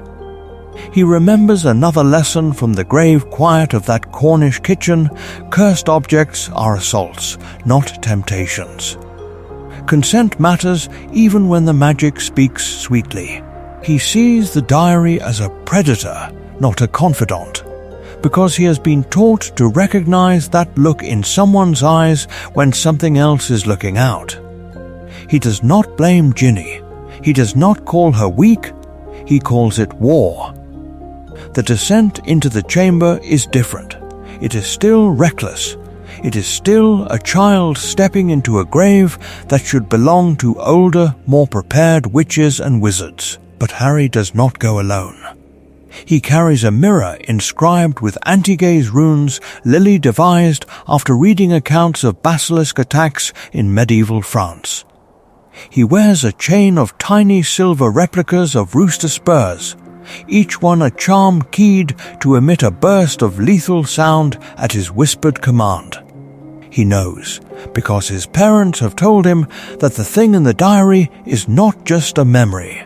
It is practice, a prototype, a fragment of soul bound in paper instead of stone. He does not yet know the word Horcrux, but he knows the feel of anchored life where death should be. The grave was empty in Godric's Hollow. The diary feels the same. Ron, hollow alive, when he drives the basilisk fang through the book, he is not only saving Ginny, he is sounding an alarm. In Cornwall, monitoring charms flare. James and Lily look at one another and understand that their careful timeline has been accelerated. Voldemort will feel this loss. He will know someone has touched his anchors. And for the first time, the war moves forward on both sides with eyes fully open. What happens when a hunted creature realizes the hunters have learned its true name? The grave in Godric's Hollow was empty. This is the thing that had begun the slow unraveling. Not Dumbledore, who had traced the Horcrux map in his mind. Not Hagrid, who had carried Harry from the wreckage. Not Sirius, who had stared at the ruins until his voice broke, had understood what that emptiness truly meant. By the time the Dementors parted over the cold stone of Azkaban, Sirius Black was already half a ghost, sustained by one conviction: Peter Pettigrew was alive, and Harry Potter, the orphan, was in danger. The story he carried was simple, brutal, and complete. James and Lily were dead. He had failed his best friend. The world had moved on without him. Everything he did, every desperate stroke of his animagus paws across the dark sea, was in service of that single narrow truth. He followed the rat to Hogwarts, to the shrieking shack, to the past. The boards creaked with remembered terror as the children stumbled in, wands shaking, breath fogging the air. Sirius was wild-eyed, skeletal, a man whose magic had been caged but not broken. He thought he knew the script. Confront Peter, clear his name, protect James's son. The plan died the moment the door opened behind them. They stepped through the dust like ghosts that had chosen to be solid. James first, taller, older, the boyish arrogance burned away and replaced with something austere and watchful. Lily behind him, wand already raised, her eyes taking in every angle of the room, every wand, every heartbeat. Lily was a charms prodigy, but the work etched into her face now was not academic brilliance. It was the precision of a woman who had lived 14 years inside a war only she remembered clearly. The grave was empty, and James and Lily Potter were alive. Sirius did not move. For a long, shuddering instant, he was simply a man turned to replica, a hollow shell waiting for a spell to animate him. Then the sound tore out of him, something between laughter and an animal's cry, as if joy and agony had collided in his throat and neither would yield. Why? The word was raw, one syllable, containing 12 years. Why had they not come? Why had they let him rot while their son grew up under another name, another roof, another set of lies? James tried to speak of the plan, of Horcruxes, of timelines, of protections that required distance, of a world where one exposed friend could bring the whole fragile edifice down. Lily spoke of the charm anchored through replicas, of shields that would have shattered if too many people knew the full truth. This is important. They had not abandoned him lightly. It did not matter.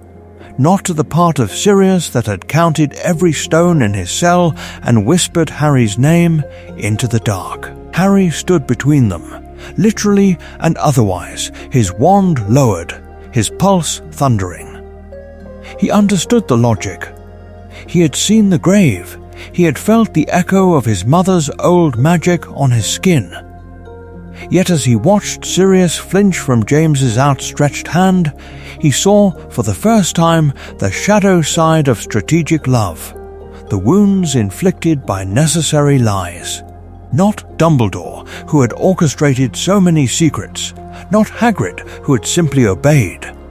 Here, in this room, the cost was no longer theoretical. Could this family, splintered by survival, be made whole in time to face Voldemort's return together?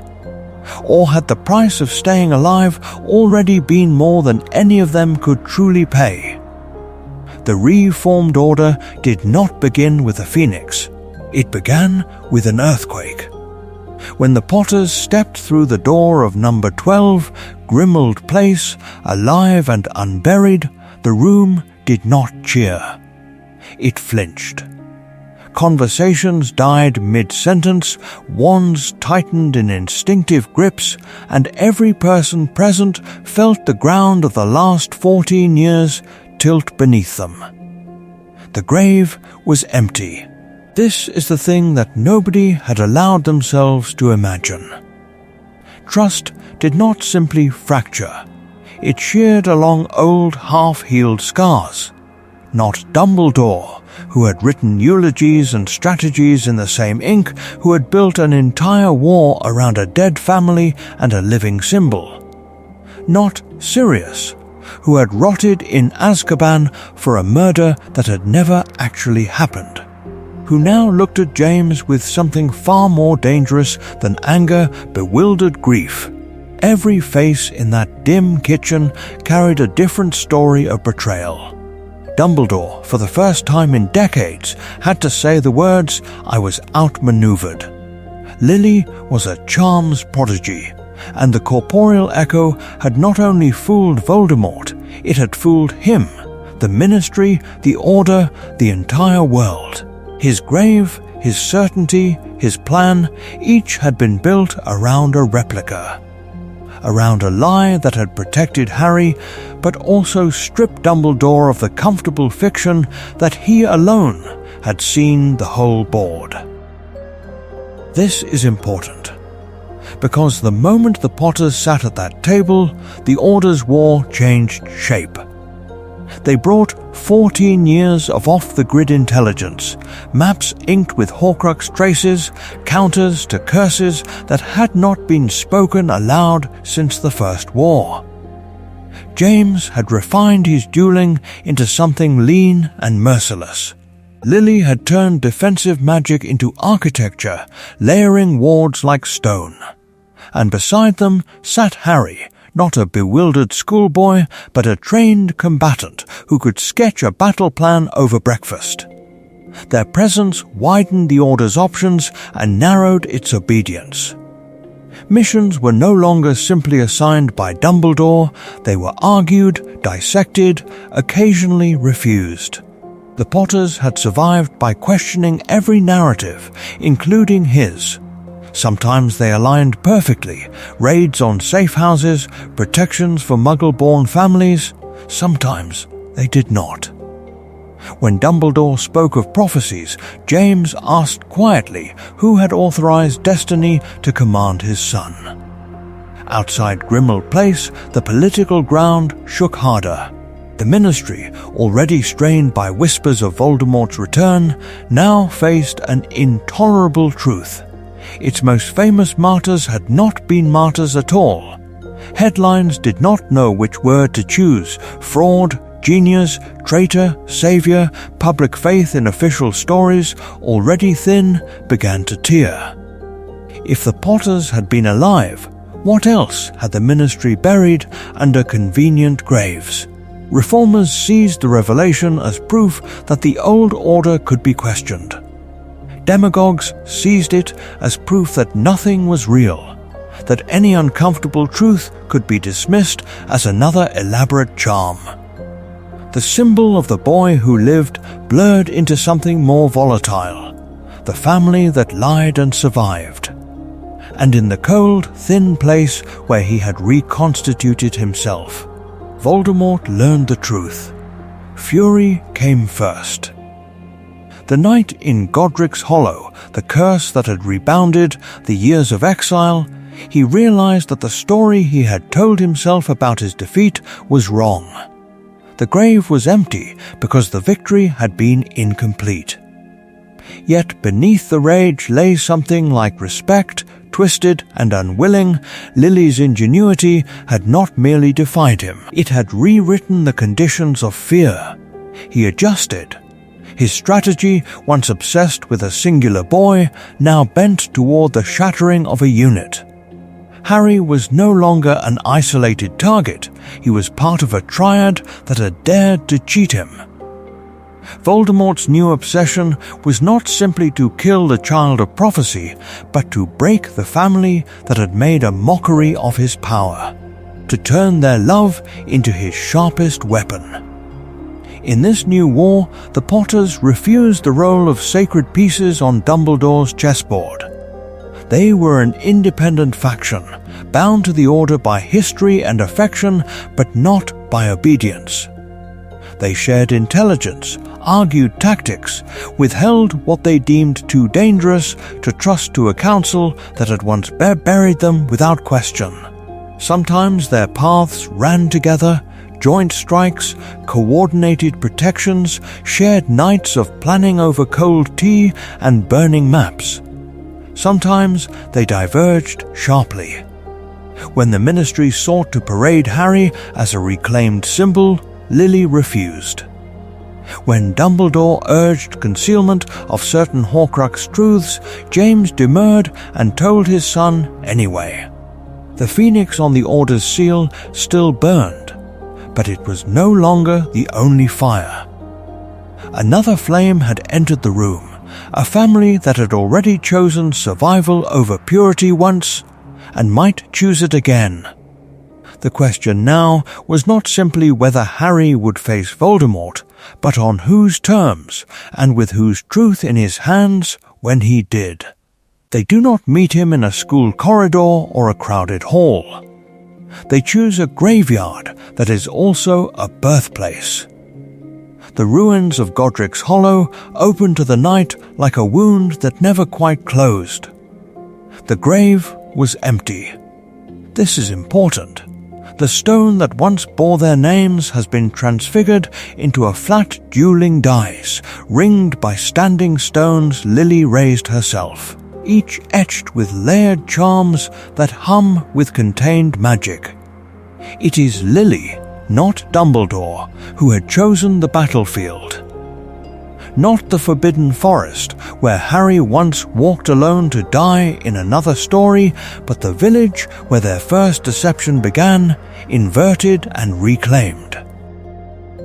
Lily was a charms prodigy, and the ground itself answers to her. Wards lie nested like shells beneath the broken cottage walls, tuned to Harry's blood and James's wand. When the Death Eaters apparate in ragged circles, their boots strike sigils they cannot see. Lines of force bend, formations warp. The plan is older than Harry's scar. James takes the center. He has always been a duelist, fluid and reckless, but tonight his recklessness is disciplined into something colder. His task is simple and impossible. Hold Voldemort's direct attention. Meet green with gold. Drive the Dark Lord's focus into a narrow tunnel where nothing exists but wandwork and hate. Spells crack the air like thunder, stone vitrifies under stray curses, and every movement James makes is a quiet refusal of the night he was supposed to die. Harry circles the edges. He does not charge the center as a sacrificial lamb, he unthreads the pack. Stunners that split and rejoin in mid-air. Shield charms that blossom sideways to sever lines of sight. A silent jinx that turns shouted incantations into wordless air. He has been trained for this, in a kitchen where theory was argued over tea, in a warded field behind a Cornish cottage where his parents drilled him until his hands shook. Death Eater ranks buckle, their careful arcs of fire collapsing into chaos. Lily moves like a conductor at the edge of an orchestra. Counter curses flash from her wand. Not merely answering, but rewriting the field, she inverts anti-apparition jinxes to trap fleeing enemies, folds Voldemort's own ambient magic into choking fog, redirects killing curses into anchored replicas of herself that shatter like glass. Each adjustment widens the cage around their enemy by an inch. Voldemort taunts them between volleys, voice amplified, accusing them of cowardice, of hiding while others filled graves in their stead. Cowards, he says, who faked their deaths and let a child bear a legend alone. Lily's answer is quiet and terrible. Dying is easy. Living to raise a child in the shadow of a prophecy is the harder courage. Surviving, she says, was never for their sakes. In another timeline, Harry walks alone into the forest, trusting in a story about noble sacrifice. Here, the truth is harsher and more deliberate. He knows the Horcrux in his scar is already unraveled. Lily dismantled it over years with blood wards and whispered Latin while he slept. He knows the Elder Wand's allegiance is a brittle thing, already bent away from Voldemort by a chain of Wand Lord James traced with obsessive care. They have engineered this night so that no child must die to make a prophecy neat. The end, when it comes, is not a fluke of rebounding curses, it is a convergence. James forces Voldemort to overextend with a feint that exposes the Elder Wand's instability. Lily snaps a buried ward, inverting the wand's loyalty mid-curse. Harry threads a final spell between them, not a killing curse but a severing charm aimed at the soul itself, calibrated from years of forbidden study. Voldemort falls as a man whose contingencies have all been quietly undone. No baby's accidental miracle, no wild ricochet of fate, only a family that chose to live, that accepted morally ambiguous years in the shadows, and that now, together, finishes what a prophecy once began. The grave around them is still empty, but the Potters are alive, and the story is no longer his. In the first quiet months after the last battle, the wizarding world discovers that victory has a strange aftertaste. The war is over. Voldemort is gone. The grave in Godric's Hollow is still marked with flowers and notes and children's drawings of the boy who lived. The grave was empty. This is the thing that nobody knew, and now everybody does. Not Dumbledore, who had once stood by that headstone and let his grief harden into policy. Not Hagrid, who had carried the crying infant from the ruins and believed, with a giant's simple faith, that he had cradled an orphan. Not Sirius, who had howled his loss into the November sky and gone mad in Azkaban with the taste of it in his mouth. The central myth of their age, the dead Potters, the orphan saviour, was a replica, a constructed charm of narrative and necessity. This is important, because when the story unravels, it does not do so cleanly. Witches who named their sons Harry feel something sour in their throats. Families who lit candles for James and Lily wonder if their grief was used as a weapon. The Daily Prophet runs headlines that cannot decide whether to canonize or condemn. Children learn, far too early, that even the brightest legends may be built on deliberate lies. There is personal wreckage that no spell can mend. Remus sits across from James in a quiet kitchen and realizes there are 14 years of full moons his friend chose not to share. Sirius looks at Lily and understands that while he rotted behind Dementor bars, she was alive and silent and working a plan that did not include him. Apologies are offered. Some are accepted. None erase the missing years. The laughter, when it returns, is thinner around the edges. Publicly, the reckoning is colder. Dumbledore must stand before the Wizengamot and admit that he was outplayed, that Lily was a charms prodigy, that she built protections and deceptions beneath the very foundations of his own designs. He speaks of war, of impossible choices, of outcomes that justify methods, but the murmurs do not stop. If he could be deceived once, could he be deceived again? Harry walks through this new world with a fame that has curdled. He is still the boy who ended Voldemort, but now he is also the boy whose family lied to everyone. Some stare with awe, others with suspicion, as if the magic that saved them has stained him.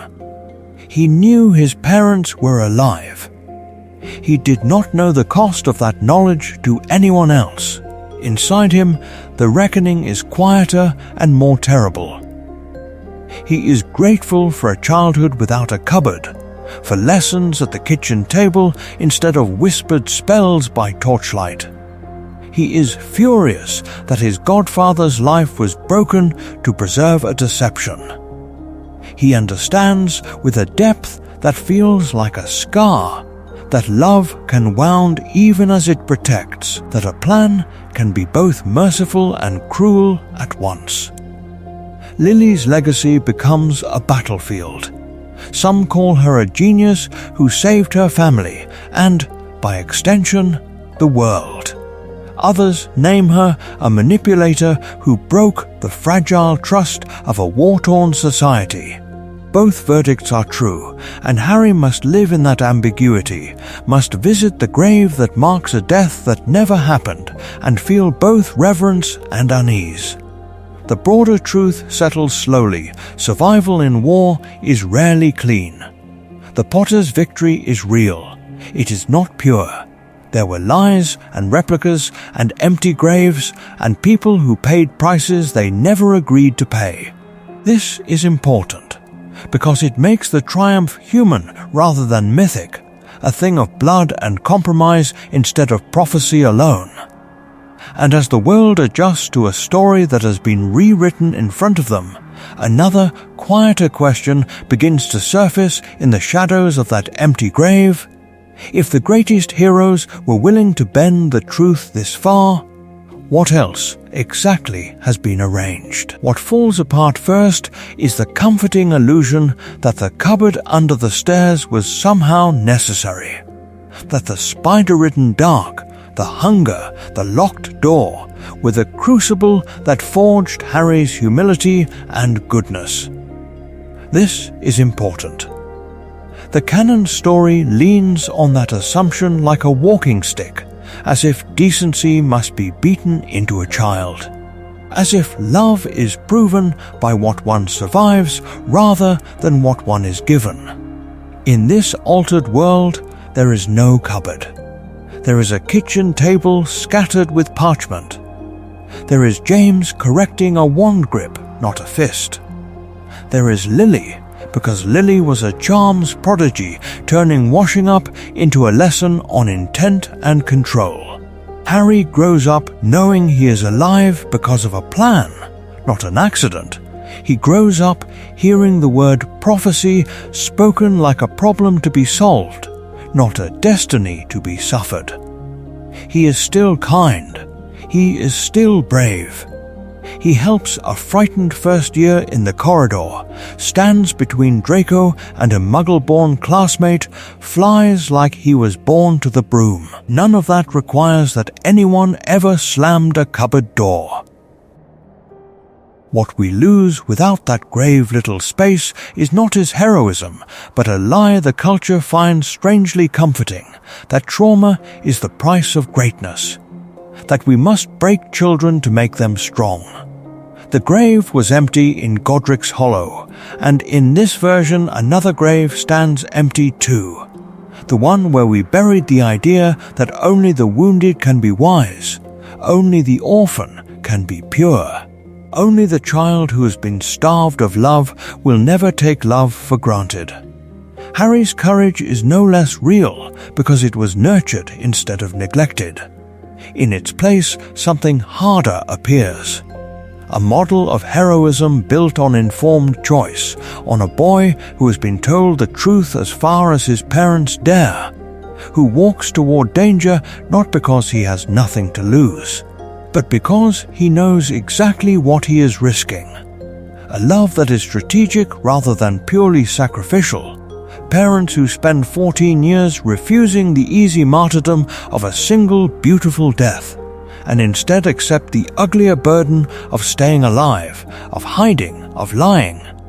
They do not die perfectly, they live imperfectly. And that, too, is a kind of magic. The cost is real. This Harry's story is messier, morally greyer, less consoling to those who want clean saints and obvious monsters. Not Dumbledore, who had long preferred neat narratives of necessary suffering. Not Hagrid, who had always believed that love meant taking the blow in someone else's place. Not Sirius, who had built his sanity on the image of James dying with his wand out. None of them are granted the simple comfort of martyrdom here. Instead, they face a landscape of half measures, delayed confrontations, and choices that are right in intention yet wrong in execution. And once you see that, another question stirs like something waking beneath the floorboards. How many other stories, in this world and in ours, quietly insist that the only good mother is a dead one? How many heroines prove their worth by stepping into the path of the curse and never stepping out again. Imagine, instead, the mothers who live, the ones who flee, who bargain, who make terrible compromises to keep breathing beside their children. Imagine if more of them were allowed to be complicated and still called good. In the shadow of that empty grave, the pattern begins to crack. If Lily Potter may live and still be a hero, if survival can be as sacred as sacrifice, what else in the legend of the boy who lived is waiting to be rewritten? In that crack, in that first hairline fracture across the legend, another question waits. Not about Lily. Not about James. About you. If you were Harry, standing in the rubble of your own story, would you forgive them? Imagine the scene with the same terrible clarity as the cottage in Godric's Hollow. The grave was empty. The parents are alive. The replicas that burned were only constructs of ash and intention, the echo of a forbidden charm and a desperate plan. And now, years later, the door opens and the people you have mourned walk in breathing. Smiling, afraid, they tell you the truth. They confess that while you slept in a cupboard, they sat in Cornwall under starlight, tracing your magic on parchment through Lily's monitoring spells. They knew your nightmares spiked before every Hogwarts letter. They knew the exact days your uncle's temper left bruises. They knew, and they stayed away, because the protection on your blood and the deception on their names were more important than your loneliness. Do you forgive them for that grave, for that lie, for that childhood? Set beside it is the other life, the one you already know. A house without magic, a boy without stories of his parents except as a warning, a disgrace. No wand on the kitchen table, only chores and locked doors. In that timeline, when Hagrid breaks down the hut on the rock door, there is no question of divided loyalties. Not Dumbledore, who had left you with the Dursleys, not Hagrid, who had carried you from the ruins, not Sirius, who had vanished into Azkaban, ever asked you to weigh their sins against their love. You are an orphan. The path is cruel, but it is clear. In this universe, the path is not clear. In this universe, you grew up loved and lied to, or abandoned and protected, depending on which word your heart chooses. This is important. Because the magic Lily wove is no longer just a charm on your skin, it is a question about whether protection without consent becomes control. When does withholding the truth become its own kind of curse? When a parent hides in order to keep a child alive? When a headmaster withholds prophecy to keep a weapon pure? When a godfather stays away because he believes his presence will paint a target? At what point does love, combined with fear, harden into a prison that simply looks safer than a grave? Lily was a charms prodigy, but even she could not calculate the exact cost of every choice. Some of you will say that any life with your parents is worth the lie. Others will say that to let a child suffer, even strategically, is unforgivable. Both answers are honest. Both are frightening. So decide, quietly, for yourself. Which story feels more powerful, the lonely boy forged by cruelty into a weapon, or the cherished son shattered by the revelation that his sanctuary was built on other people's pain? And what does your answer reveal about what you believe survival and sacrifice should truly mean? So we return, at last, to the quiet question beneath every spell and every scar. If both stories are possible, which one do you carry forward when the screen goes dark? Look back at the path we have walked. From the ruined cottage in Godric's Hollow, where the grave was empty in every way that mattered, to the unseen corridor where Lily, wand-shaking, chose a forbidden charm over a noble death. From a baby spirited not to Privet Drive but into the margins of the map, to a childhood spent under layered wards instead of a staircase, learning magic at a kitchen table instead of counting spiders in the dark. This is important. In this version, the prophecy was not a sentence, but a problem to be solved. Lily was a charms prodigy, and she treated Trelawney's words as an equation, reworking the sacrificial protection until intent could substitute for blood on stone. James treated it as a battle plan, turning exile into a campaign, a war room hidden behind a muggle bookshop, a life built on surveillance and restraint. Together, they engineered a world where their son still walked into Hogwarts marked by destiny, but not by starvation, humiliation, or the cupboard under the stairs. The war still came. Horcruxes were still hunted. Blood was still spilled. But when the final confrontation arrived, a family stood in the clearing instead of a single boy walking to his death. The story bent. The outcome did not. Voldemort fell without the Dursleys ever having touched Harry's life. Now hold both opening images in your mind. The shattered cottage, moonlight on broken beams, a crying child lifted from the wreckage by hands that believed they were too late. And beside it, the same cottage, the same blast, the same echoing curse, but two figures pressed against a hedgerow.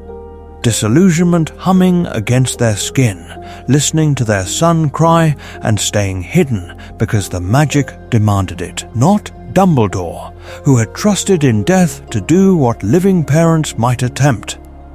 Not Hagrid, who had carried the boy away. Not Sirius, who had screamed his grief into a sky already empty. None of them knew the second image existed, yet both versions shape the same world. In holding them together, certain themes sharpen. Love is not only sacrificial, it can be strategic, cold-edged, and sustained over years of deliberate absence. Survival is rarely pure. It is threaded with morally ambiguous choices, with compromises that leave a different kind of scar. And heroes do not need to be forged in cruelty to be real.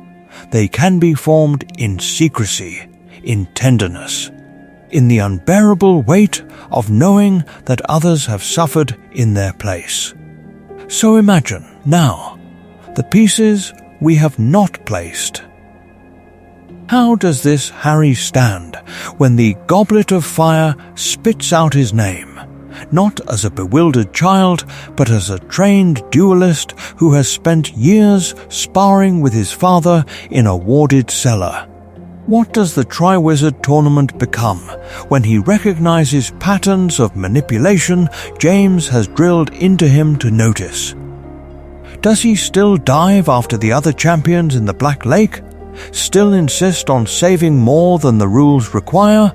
Or does a lifetime of strategic restraint make him colder, more surgical, more willing to let the maze claim those who chose to enter? Follow him further. Does he choose the Aura office, walking into the Ministry as the visible heir of a family that once defied both Voldemort and Dumbledore's narrative?